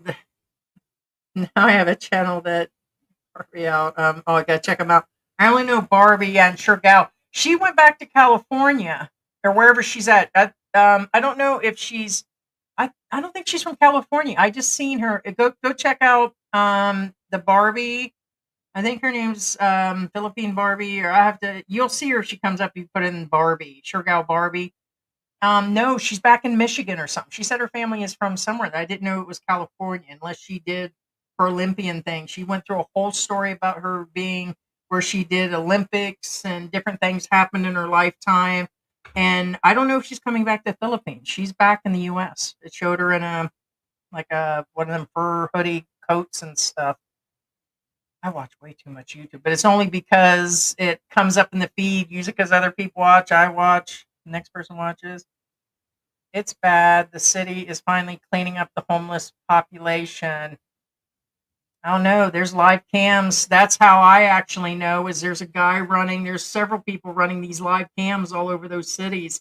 And this isn't like even 4 years ago or 5 years ago. No, people got cameras set up. So where they say it, I mean, it's still maybe it's other cities of California and the United States. But I keep seeing the live footage when it turns nighttime. They're all out there near the homeless shelters and on the outside of buildings, and they're just there everywhere. What are you doing, silly? Well, maybe that's what I had to do. Exploit George. And George is exploratory. Mr. Dave. I'm still wondering who you are. It's like I wonder when certain people come in because when people get blocked by our channel for coming in and attacking people or trying to just be stupid, a lot of them will recreate accounts. Okay, and you can always tell by their speech. Even George gets off the live and he's like, that was probably so and so and so and so. I said, yeah, but as long as they're behaving. Even if that's Andy, I didn't delete his stuff from earlier. I'm just going to leave him in. We're pretty sure the other ones are just recreating accounts. But a lot of them got butt hurt when we blocked them. So that's when they started making stuff up. And this person, I have an idea, maybe who he is, or he could just be a random person. But thank you, this American woman. This video looks pretty. Overstay is completely changed. Just him being out in the province and doing the family thing. China eats everything, even bats. I seen that something the other day, and I was like, yeah, trying to think, and it just seemed so normal to me when they said they were eating it, and I'm like, yeah, that's normal. Yeah, there's just yeah.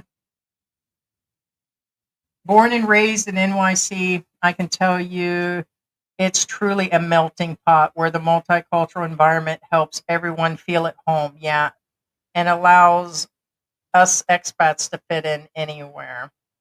You talking about in NYC? I think the world is getting to be like that now. I always go back to the 80s and 90s because a real traveler was a real traveler. And even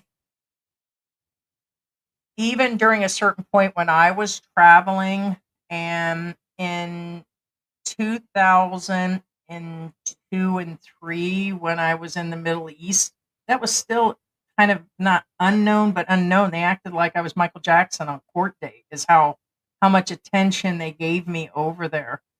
And now everybody is everywhere, which is a great thing. And so um yeah. So but yeah, especially New York, yeah. We went to New York and New Jersey right before we came over and went to Mexico. We had to renew George's passport. So all that had to be done before we left. His had expired, so we couldn't have got into Mexico or then traveled afterwards. So yes, the drinks are sweet, Gina. Why not just use your names and add advice for new female expats, AMD and others? You talking about to this channel or the other channel? Because there's no real. We did have a few people that wanted us to go full time into doing that for this channel, and because it would have been hard to build a brand on that or to build where we've gotten so far. I mean, although I'm on here and now I'm officially doing more talking about things, to just go in and just say, "Hey, come here as a female expat." There's not enough female expats traveling. Is there? Yes. The percentage here, if I had to guess a percentage, high estimate would be 10% for women here. But that would be really a high estimate. During the first few years I was here, I didn't see any female expats. And people are like, oh, yeah, there's a few Western women here in Angel City. And there is, but I just didn't see them. And since I've been here, and I do get around, three, maybe four. So that's all I've actually seen. So, and one of them I ran into at SM grocery store here off of MacArthur, and she was from, I don't even think she was Western. Might have been. Met two Australians in the mall. They were visiting. But as far as people living here long term and just not vacationing, but I haven't been to Siargao to see all of them running around either, or other parts. I'm not going to those areas. I'm not here on vacation. It's that's what I told people, is that it's not always a vacation. So living everyday life, I don't see them. So in saying that, advising just women to come here would not have worked for our channel. So we advise people in whole. So we could only most of our people in the beginning were men. So we used to do video chats and give them information to get here. We did a lot of that work. We did all that legwork with the guys in the beginning. It's just that the more that came here, the less they that opened up their channels. They just went to the other channels. And then we watched more come and people just started, and a lot of them didn't even have like good information, but they chose it over me being female. It is what it is. What are you doing, Mary? Hey, no, the bag of dog food, instead of being up on the counter, it's on the floor. She's trying to knit. Hey, don't put holes in that dog food. Are you serious? If I find out you've eaten a hole in the bottom of that bag, I'm going to whoop you good. You want to buck up? Oh no, it's like a $40-$50 bag of dog food, but it looks like she's chewing the bottom. Looks like I might have to put it up anyways. Mary, stop. She's eating a hole in the bottom of the bag. Your dad's gonna get you good. I'm gonna get you good here in a little bit. Um, that's fine. Antics has different meanings to it, and actually we do. So, it was George that came up with the name and everything from A to not A to Z. Okay, all the above: foolish, outrageous, and amusing behavior. Funny behavior. I don't see where it's not. So we've gotten more outlandish. So that's why we called ourselves Antics. So it was more of just being like me, being like I am, loud, and so yeah. And we've left that in there because that's been our name so long. So now we're so far, like right now, if I had to put together, although we've only got a few million views on YouTube, if you put together all of our social media, we're probably to about 20 million views. So we have 20,000 that we've had on TikTok. And I think there's almost a 500,000 likes alone just on our TikTok. No, it's not the biggest account. But when you put that all together, if we change that name that's already into the Google algorithm and out there, it's just something we never messed with. And Antics, I'm not saying all of those apply, but it does kind of describe. We've been dressing up in costumes. George dressed up in a female costume, put a cat in his backpack, and was dancing with a drone going around him during the pandemic out in the mountains. And we did a short video about it and put it on TikTok. So yes and no. That's the reason we kept it in there, is because we were always doing something crazy and still do things. So, Heidi, people only have a perception of you. pretty much. But they do of George too. The perception is I'm just a bad American woman. And that has been where a lot of the comments, but I don't let that define me. And same with George. Like somebody said the other day, he was a beta male, I think. And he's like, well, I know I'm not. He goes, you know, you're not. And then when they can't get to you that way, then they try to throw in, oh, look at George's size of his head, or look at his hair, or look at Heidi's hair, or oh my God, how big she is. And it's like, we already have them. That confidence is already there. I mean, you're picking on an old white woman that's big. Oh boy, you got me on that one. Or the same with George. We know our values to each other, and that's what counts. And so, um, but there is like the weird perceptions of, that he's just so controlled and whooped that that's all there is, and that I'm such a mean person because the way they see me on air, or, which is fine. It's just where it's actually going to be. Um, and then the Filipinos too. It's really strange because a lot of them assume that it's only me with the money, and that like all the bills, they bring the bills to me, they approach me, and so all these different things about who has the money, who's older, who's meaner, who's not, but that's always going to be on any spotlight. And I always tend to mention the Hollywood thing or a musical thing, but really it's anybody that puts himself out in social media, and that's fine.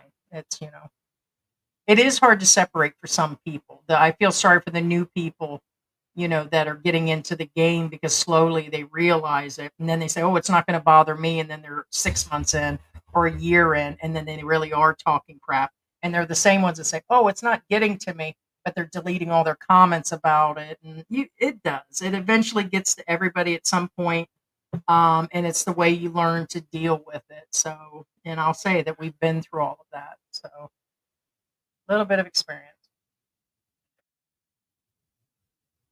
I think they meant what's going around the Philippine antics, not them.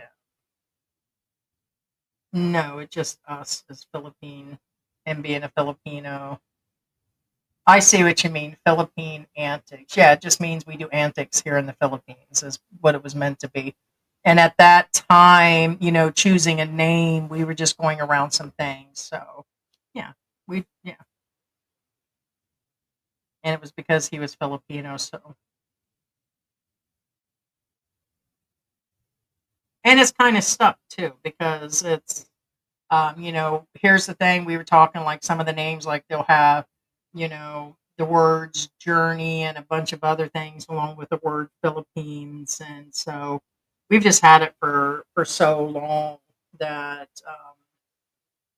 yeah, it just really meant to be like antics going on in the Philippines, us doing things, that kind of thing. So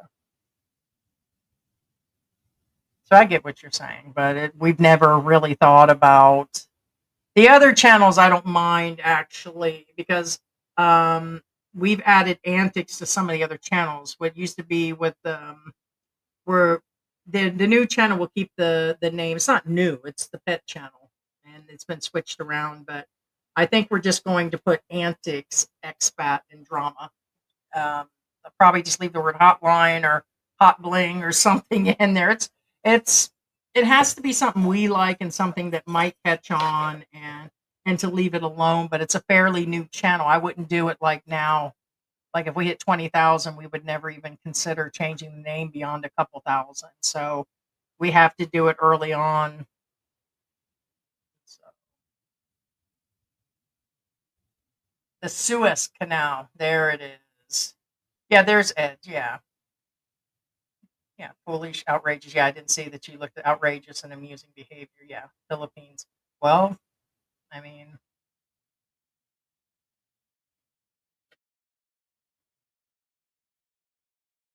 but yeah, I mean, I guess, well, like I said, I went through all that definition. Heidi, you need to explain. Carl even said George is intelligent. No, he's really, I can't even begin. As a matter of fact, that's caused some issues in our relationship because George does speak his mind for the most part, and he will not be swayed. I mean, you can't. That's one thing people don't realize. The toughest thing about George is he's tough. You can't sway him. Once he's made his mind up, it's not easy to say, You can't manipulate them. I can't use any tactics that how women, we have our way of, all right, if I make them some peanut butter cookies, or if I, you know, suck the chrome off the bumper, then maybe he'll take me on that vacation. You can't do that with George. I'm gonna tell you that right now. That's a lot of people got George all pegged wrong, and he's tougher than he looks. So it is irritating to some point for me. So he makes you earn his love. I mean, George would even play an around kind of situation. So just where he is, and so it's a when I think about it, it's he's tough. He's tough as nails. So we really complete each other in one way or the other. He really is super intelligent, almost to the point where it feels like sometimes I'm living with my dad almost. And I don't mean that like George is like, oh, gross. But what I mean is he will school you. And I've actually had it out with him. You're not my father. You're not going to sit here and school me on something. But it's because he's used to breaking things down. Like, we started getting into it the other day on air in regards to, I knew that if we showed that clip of Chad to Dad, he would break down the vacuum thing. And he talked to me for like 10 minutes about vacuums before it started. And I said, please do not go into that. And I said that. And of course, he'd probably be mad at me talking about this. And I said, I understand. Like, I let him know I understand about the vacuum and why, that it's not a good vacuum. And he said, why didn't he get her a better vacuum? I said, but let's not focus on just the vacuum. I said, the whole thing is the man's upset because he's claiming she couldn't use the vacuum. And then he started to. And then later, when he did still try to break it down on air, then I went into saying, okay, well, he could have just bought a better vacuum. He goes, that's what I was trying to say earlier. I said, but you could have just said that. And so we get into those type of, those things, but that's going to happen. I'm glad you're enjoying the Philippines, Heidi. Never mind rude comments against you and George. I'm sure they say the same with me. I'm 27 years older. Yeah, I hear you. Insurance companies asked California to raise the premiums, and Gavin said no. So many insurance companies dropped homeowners. But wasn't that just a few months ago, or has that been going on, James? So,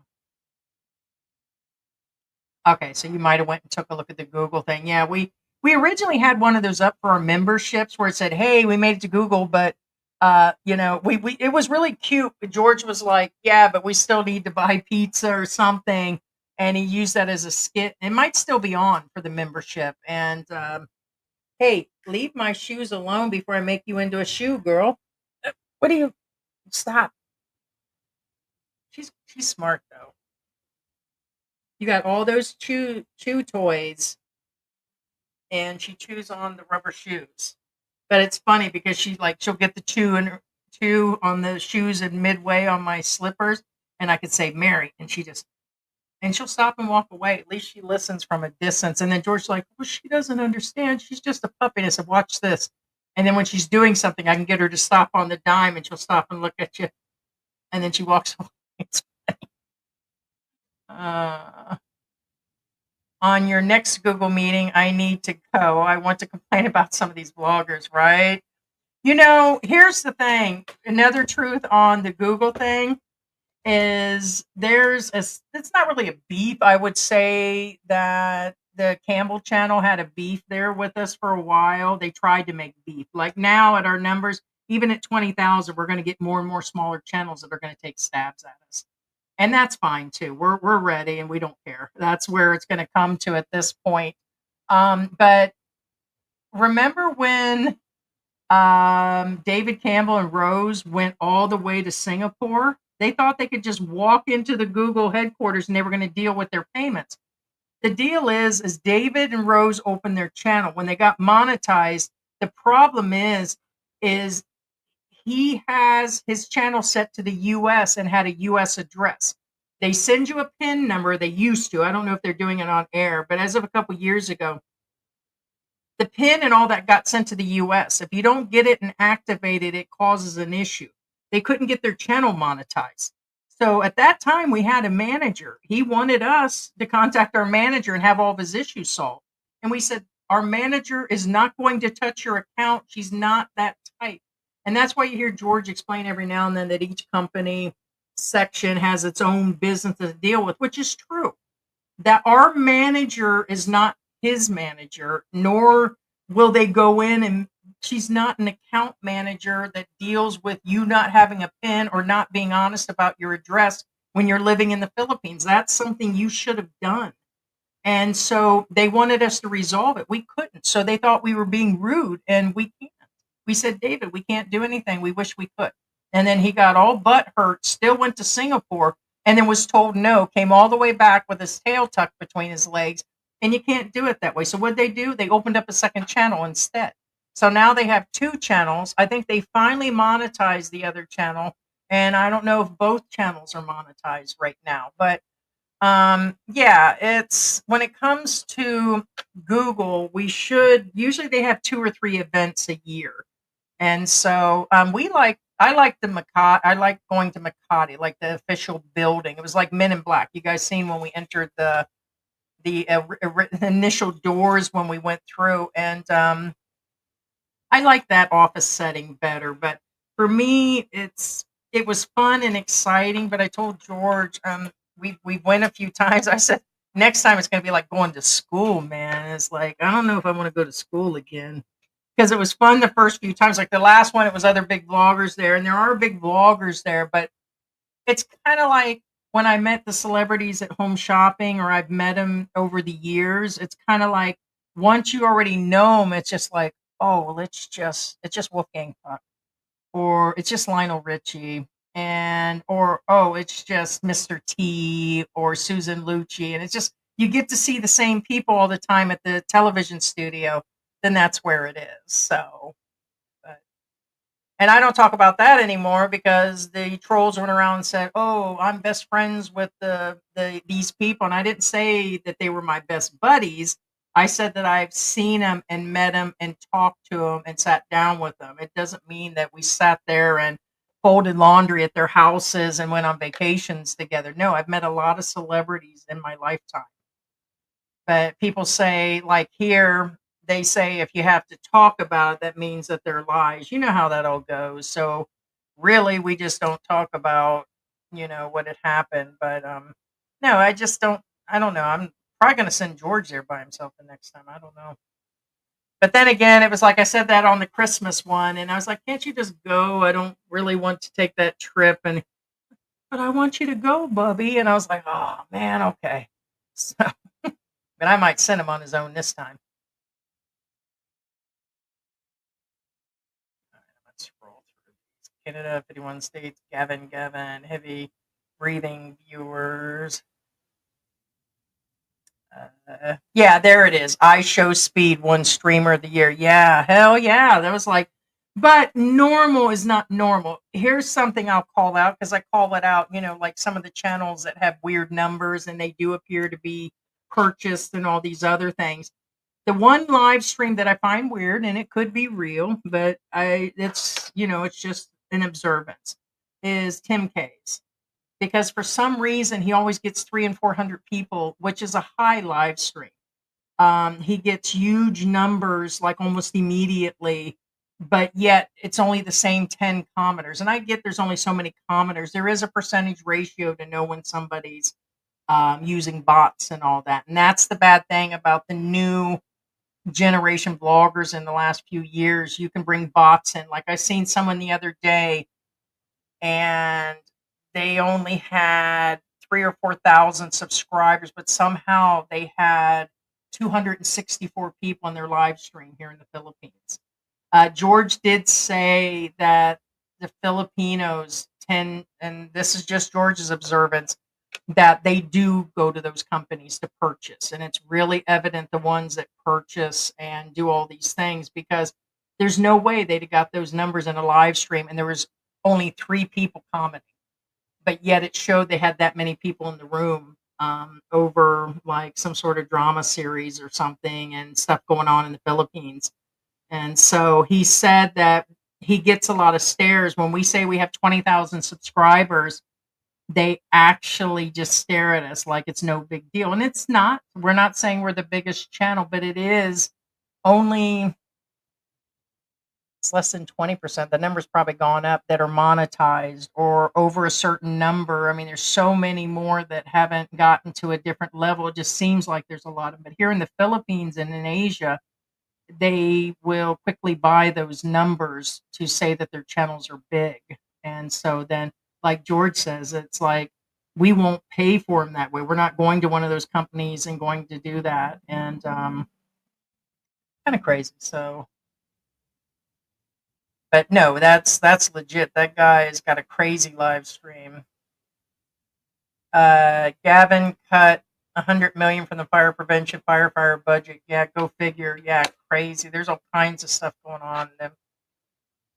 When I was a kid, my 2-year-old sister was sitting on my laptop in the front seat. She opened the door and fell out at like 30. Wow, and got ran over the back tire with the injuries and all. Oh wow, shaking my head. Wow. Oh, sitting on my lap. I said laptop in the front seat. Yeah, she fell out. I had a sister, not I tried not to do the one up stories, but it reminded my sister Belinda. I'm trying to think of how old she was, but she got her toe stuck in a 10-speed bike, told and told and told to put shoes on. And we always ran around barefooted as kids. It's my stepsister, not half sister. My dad remarried. And yeah, toe went right off, and she had to learn to walk, and she had an off balance. And I grew up with Belinda, and when I moved to Florida, we spent quite a bit of time and bonded. I love her so much. I wish I'd have spent more time with her. And we were so close, like really, really close. And I remember when all that happened, and she healed from that and everything. Kind of crazy. With or without injuries, they have soft bones. Toddlers. Yeah, did you see that? It was just weird for me. Another one of those weird moments. Jen wearing Mark's freedom hat. Yeah, she had his ring on the thing. But it makes me also want to call out, you know, if George died, I'm not going to do that, guys. I mean, I love him and we cry over each other, and but we're not like that ghost thing where we're making things together, and we're really bonded. Me and George, we've been I'm telling you, he's the strongest. I love him more than I've ever loved anybody in my life. But I don't think I'm going to be wearing his ring and wearing his hat. To me, I think this is all played out right now. Could be me. It could be me. Me and George get these weird senses, and I speak on them. I'm sometimes saying what people are thinking. Nobody else got that weird vibe that this is too much. And she kept talking about money the whole time again. I was really shocked. I wouldn't be shocked if I go in there in a few days and she forgot to put her Gcash and all that in there again. I'd just be absolutely shocked. But to say a third video in a row, almost what's it been a month later, that she hasn't gotten to the emails yet or the messages is really off. And I'm not going to be wearing George's crap like that. I would have, maybe done a video, or, I'd have talked about him a little bit, but I don't think I'd have been going. And it's not that I don't love him. I just think it's being done for YouTube. That's all. And I said it. I thought about doing a live stream on it, but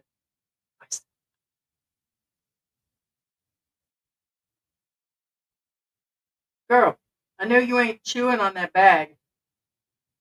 Are you serious?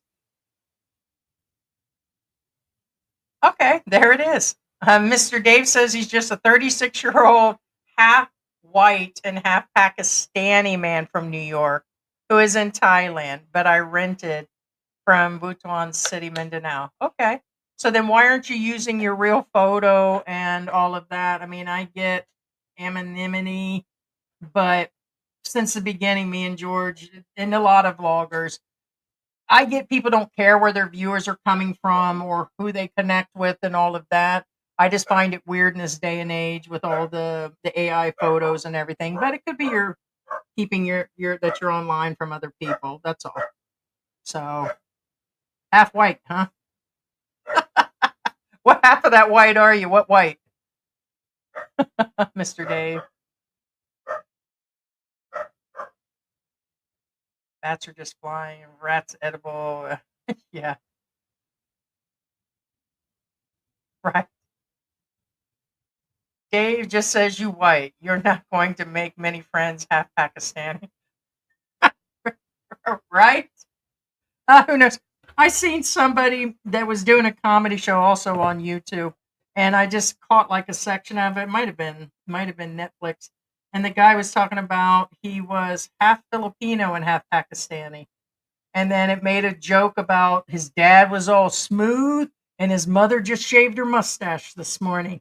He goes, "That must be one hell of a kid. You got the best of both worlds on your hairstyles, like on his chest and his hair and stuff." But I think it was Pakistani or something. But Pakistanis actually are white. They are?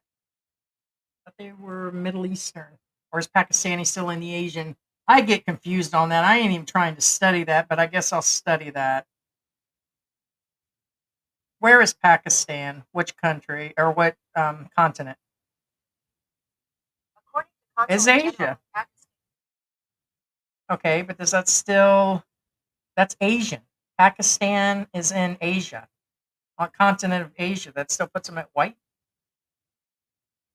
You know who's not white? Me. I'm Asian. Got you guys. So am I missing something? You guys, if George was here, he'd just lay it out like that.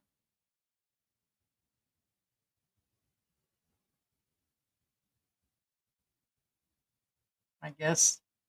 I guess people are just people. Why are we even playing around like that, man? I'm old fashioned. I thought YouTube was mostly music videos in 2017.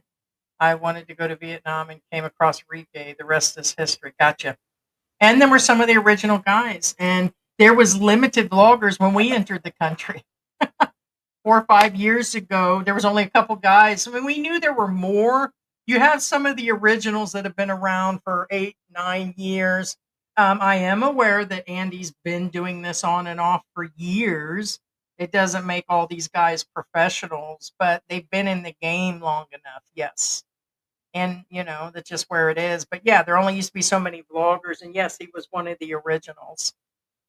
I heard all kinds of stuff about him, but I don't know. There it is. That's true. Chosen one. That's so true. We love George. George is like me, silent but deadly. No, that's true. I'm going to tell you that right now. I'm going to tell you that right now. You guys think it's a joke. Play with it if you want to. George is like, I got my pit bull. And I was like, I got my pit bull, do play with it. And if not, we got other toys you guys can play with here. So, it's, and I get people saying if you got to talk about it, then you're just talking crap or whatever. It's like, oh, just go ahead. So, yeah, I'm just a keyboard warrior in real life. I'm a menace. I think we're all some sort of keyboard person, or I've even had George call me a troll before. He goes, "You're the biggest troll out there," and I'm like, "Really?" And we go through that, and I'm like, I think people are trollish to some extent, but it's I think we're all at some point. It's whether you can actually be about it, and that's what I called out twice in the last 6 months. We've had two things called out, and I said I probably shouldn't have responded to it, and then I thought, no, there's no shame in the game. One, they tried to say that dirty grandpa or sick grandpa guy, we seen where someone said he lost his channel and started another one, but somebody's like, "Oh, he talked about you." And I was like, "He can talk all he wants." And I was like, "I don't have a problem." I said, "The only problem I have with expats is if they ever try to approach and put their hands on me." Because there was that incident where he had actually hit somebody during a live stream. So that doesn't scare me about that guy. I'm not afraid of these people. And the other one is they said that they were running drones over our house. I was like, "Get a photo, bitches." You think I care that you trying to throw a drone paparazzi on me? Think you gonna catch me without my bra out there like Medea? Just like that. So it's like I that doesn't bother me until you put your hand on my man, my children, my friends, and then we got a problem. So they can talk, drone it up, get a Medea shot all they want, bitches. be Elliot 2.0. Dave is a Muslim. He has a reason to be there. Hey, good morning, Sweet Magic Poison. Yeah, not for me. I doubt I go. There's no reason for me to be in Mindanao. I mean, just because things haven't happened to people, I might consider going to maybe Davao or something at some point on whatever, but I doubt it. Like I told you guys, I'm here in Angel City. Probably the farthest I'll go is Cebu, maybe Dumaguete one day out of curiousness, but I doubt I even do that. I wasn't going to be traveling in Florida anymore. All my traveling days were all played out then. So, but I get you're talking to somebody else.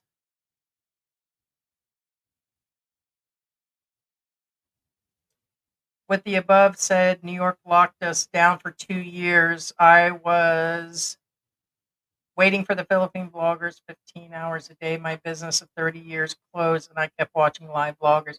Yeah, I hear you on that. And I think a lot of people I think we polled somebody about like people coming here and who had been here and stuff. And I would still say it's almost 50. I think it's a little, I don't know if it's even 50-50 have been here that watch us. It might be more like 30% had actually come here, but the numbers are kind of like in there. But I get watching and all that.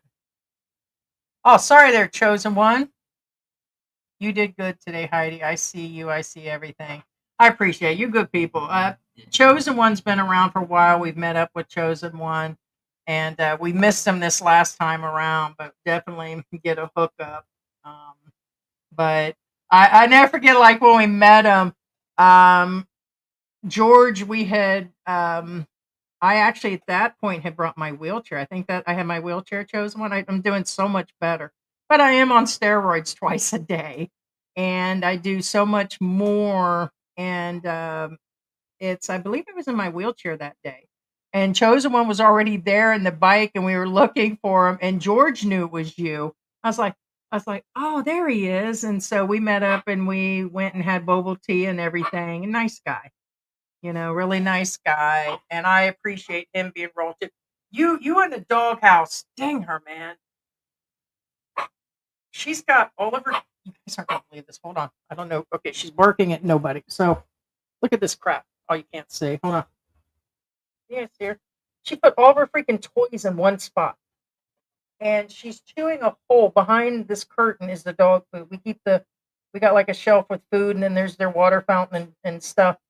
But why? Who you biting? So, anyways, what you can't see is Ding Dong is eating her poop again. I don't know why. It's like I don't know. I have to get her back to her pills. She's got. We had given these right here because I guess Shih Tzus are really bad about it. My Chihuahua, baby Chihuahua, did it once or twice, and I forgot what I fed her, and she stopped. This one here has been trying to live on it. And they said it's because they're lacking vitamins or other things. But she's got a very high protein apple and lamb food that's not even close to the cheapest thing in this country. The only thing we didn't buy was that one that cost like $100 for the same bag. And she still does it. I'm looking at a turd now. She tried to smithereen it, but those pills have cayenne and like other green vegetables they supposedly don't like to re-eat. Well, it looks like she doesn't mind the spice, guys. Hey, Mary, you're being destructive. What? That's coming, man. But thank you so much, Chosen One. Hey, Curtis, real quick, say hey, Zamboanga, good afternoon. What's today about?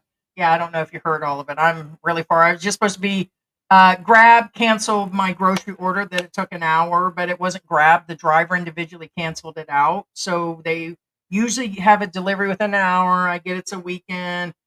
Doing things around the house. It took me an hour to get the items in the cart, look for the right ones, things out of stock, have to go look for it again. And you go through all of that, and it showed they were filling the order, and then all of a sudden it popped up, order canceled. So the money's been removed from Gcash. A lot of out of stock cancellations, not picking people up, complaints at the They put signs up throughout Angel City, and they're legit. They won't pick you up in certain areas, and so I'm literally afraid to get a grab to go anywhere when George isn't here, and it's just where it is. So he controls the e-truck, like he drives it. And here's the thing, my size does play into it. I am going to joke about that it's not, but you've seen expats half my size that are all like this in the front. I'm too tall for it. I can get behind the wheel. These are just Filipino size. And I've done videos on Filipino size. Everything here. Now there's some big Filipinos here. I ain't gonna play on that one either. But it's the thin plastic chairs that have been sitting in the heat for years that I won't even go near, or seeing them fall at the immigration office. And it's like, oh, you shouldn't have sat in that chair. I seen that one coming, George. Like, I seen that coming. We both just snickered and went like that. But we're like, but when it comes down to that, they're just not picking people up, so they're getting to be as bad as the US if they don't want to. I just feel it's somewhere between like lazy, they just don't want to do it, and then they set ordinances up in Angel City where they don't want them in certain areas. The trike drivers, like the tricycle drivers, are giving them a hard time about being in areas, so they don't want to be in those areas. And then they did something to their wages, but the driver canceled it, and I was wondering, how the hell can you cancel on me? It should have been the store that did, and it was a plan for lunch. It was a plan for, and so it just went south. So the whole live has been even down to talking about George and that driver that tried to attack us here, and him getting into it and all kinds of stuff. I've been using this photo for years. It's been kind of tradition. You have, huh?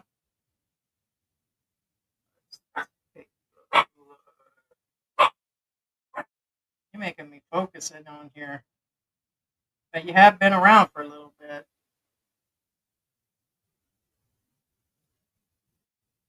Dun, dun, dun. But I got.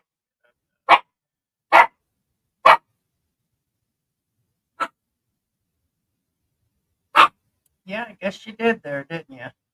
It shows the account's been around for 5 years, but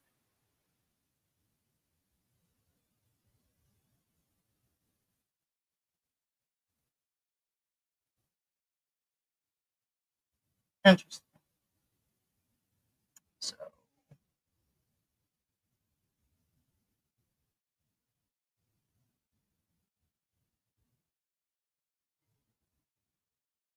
they must just show like the recent or something. Because I know you've been around, but for some reason they only show this video, and it shows the one that we did called Mass Exodus. Will it be Philippines and the new president? That's the only other comments. But I know you've been in our live streams and comments before, so. But I know you've been around, so I appreciate you guys being in here. Heidi, Pakistan, they've been fighting with Israel for 4,000 years. I guess so. Sweet magic.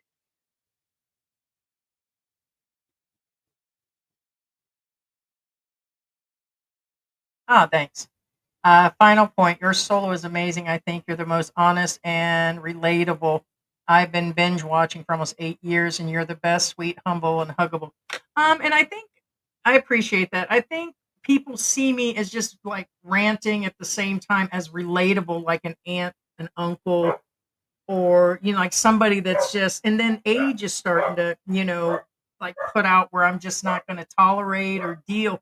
But that's what I was telling George we should put on the other channel, is relatable antics, or relatable expat is probably what we're gonna, that's what I was actually gonna put in there. George said there was another one he wanted to put on the, but maybe that's what we should name the other channel, is relatable. It's just the year to do it. I think, the ones that want to live in a simp world and drop $100 to a girl for just randomly dancing, or they think they're going to get a chance, which, hey, they might. The girls can be purchased, some of them. I mean, like, guys have been able to hook up with them. Like that guy that with that Tizzy Gizzy girl, that's what happened. She was married. He dropped stickers and talked to her for like 2, 3 years and watched her. Her husband, I thought he died or something. The boyfriend or somebody, I don't think it was her husband at the time. but he passed away, and then the guy moved right on in. She accepted him. He came on over and everything else, and it was just crazy. He talked to her on Facebook, and that was her story. I listened to her tell the story. Like, I watched a couple of her live streams, and he told the whole story because he was mad at us. And he's like, I've been with my woman. She does this and that. So he went through trying to prove himself, but told the story. But yeah, but relatable is probably, and I've been saying that, but I really think our time frame is coming up where I think people are going to wake up. There's just too much going on in the world to keep living in that dream world. So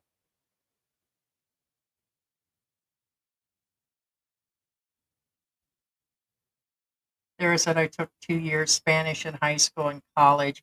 I should have learned more. I took German and French, learned very little. We have both, and we have German in the family, and um, there's I should have learned more Spanish. I felt bad in Mexico. George is the one that translated.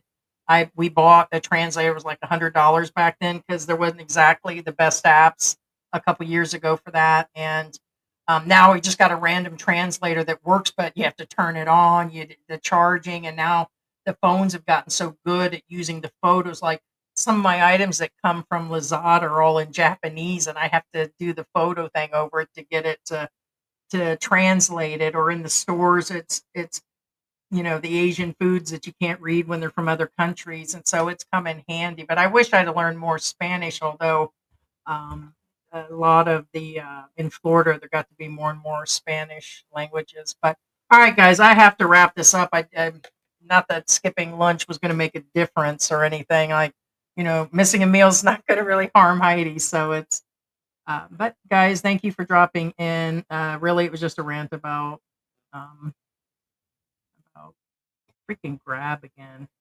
And then I say I won't use them, and then when the other service is not doing well or starts acting up, you just kind of go back and forth. But it was really irritating. And manually, can I go to the store? Yes, but there's so many reasons people don't realize. The first thing will come to mind is because I won't get off my lazy butt. Could be. I have the right to be lazy too.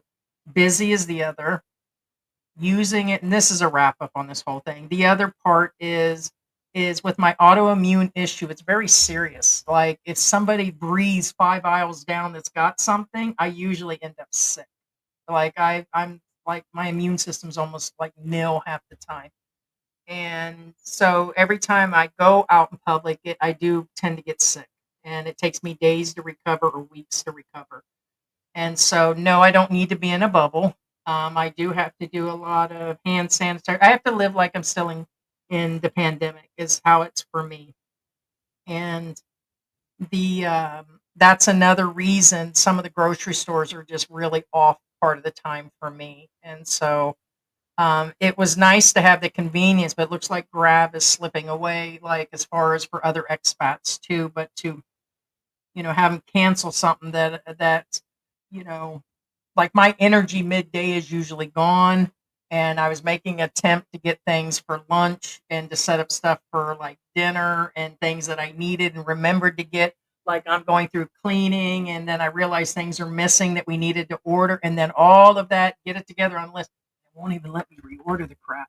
It's not even in a reorderable situation, and I think Panda will allow that. So just beware that Grab is just becoming more and more of a problem in this out of stock thing, because I couldn't even get the grocery store on top of that to.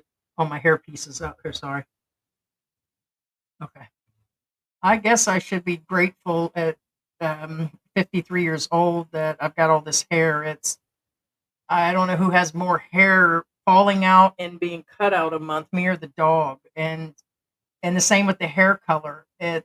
I've colored it on the occasion. You can see my real black hair come through. But this last time I did, but I don't have a lot of gray hair that's coming through either. So I kind of was hoping for some of my gray, but I get very little in here now. So, but one of my grandmothers, same way, all dark hair. So I guess it's a blessing. But it's just like, it's like, if I didn't have that last haircut, yeah.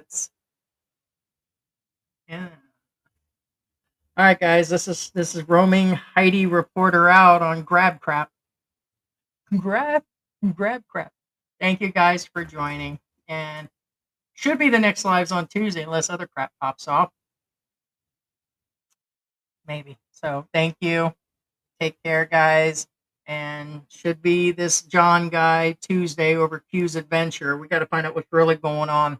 So Tuesday or Monday will be the U.S. I think it'll be Monday at 9.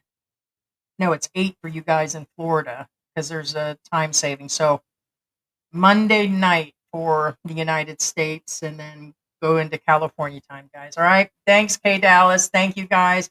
If you guys aren't subscribed, it does help the channel. It's appreciated. And consider membership. Like a lot of our old videos and photos and craziness is on there too, guys. So appreciate you guys. Thank you. Bye.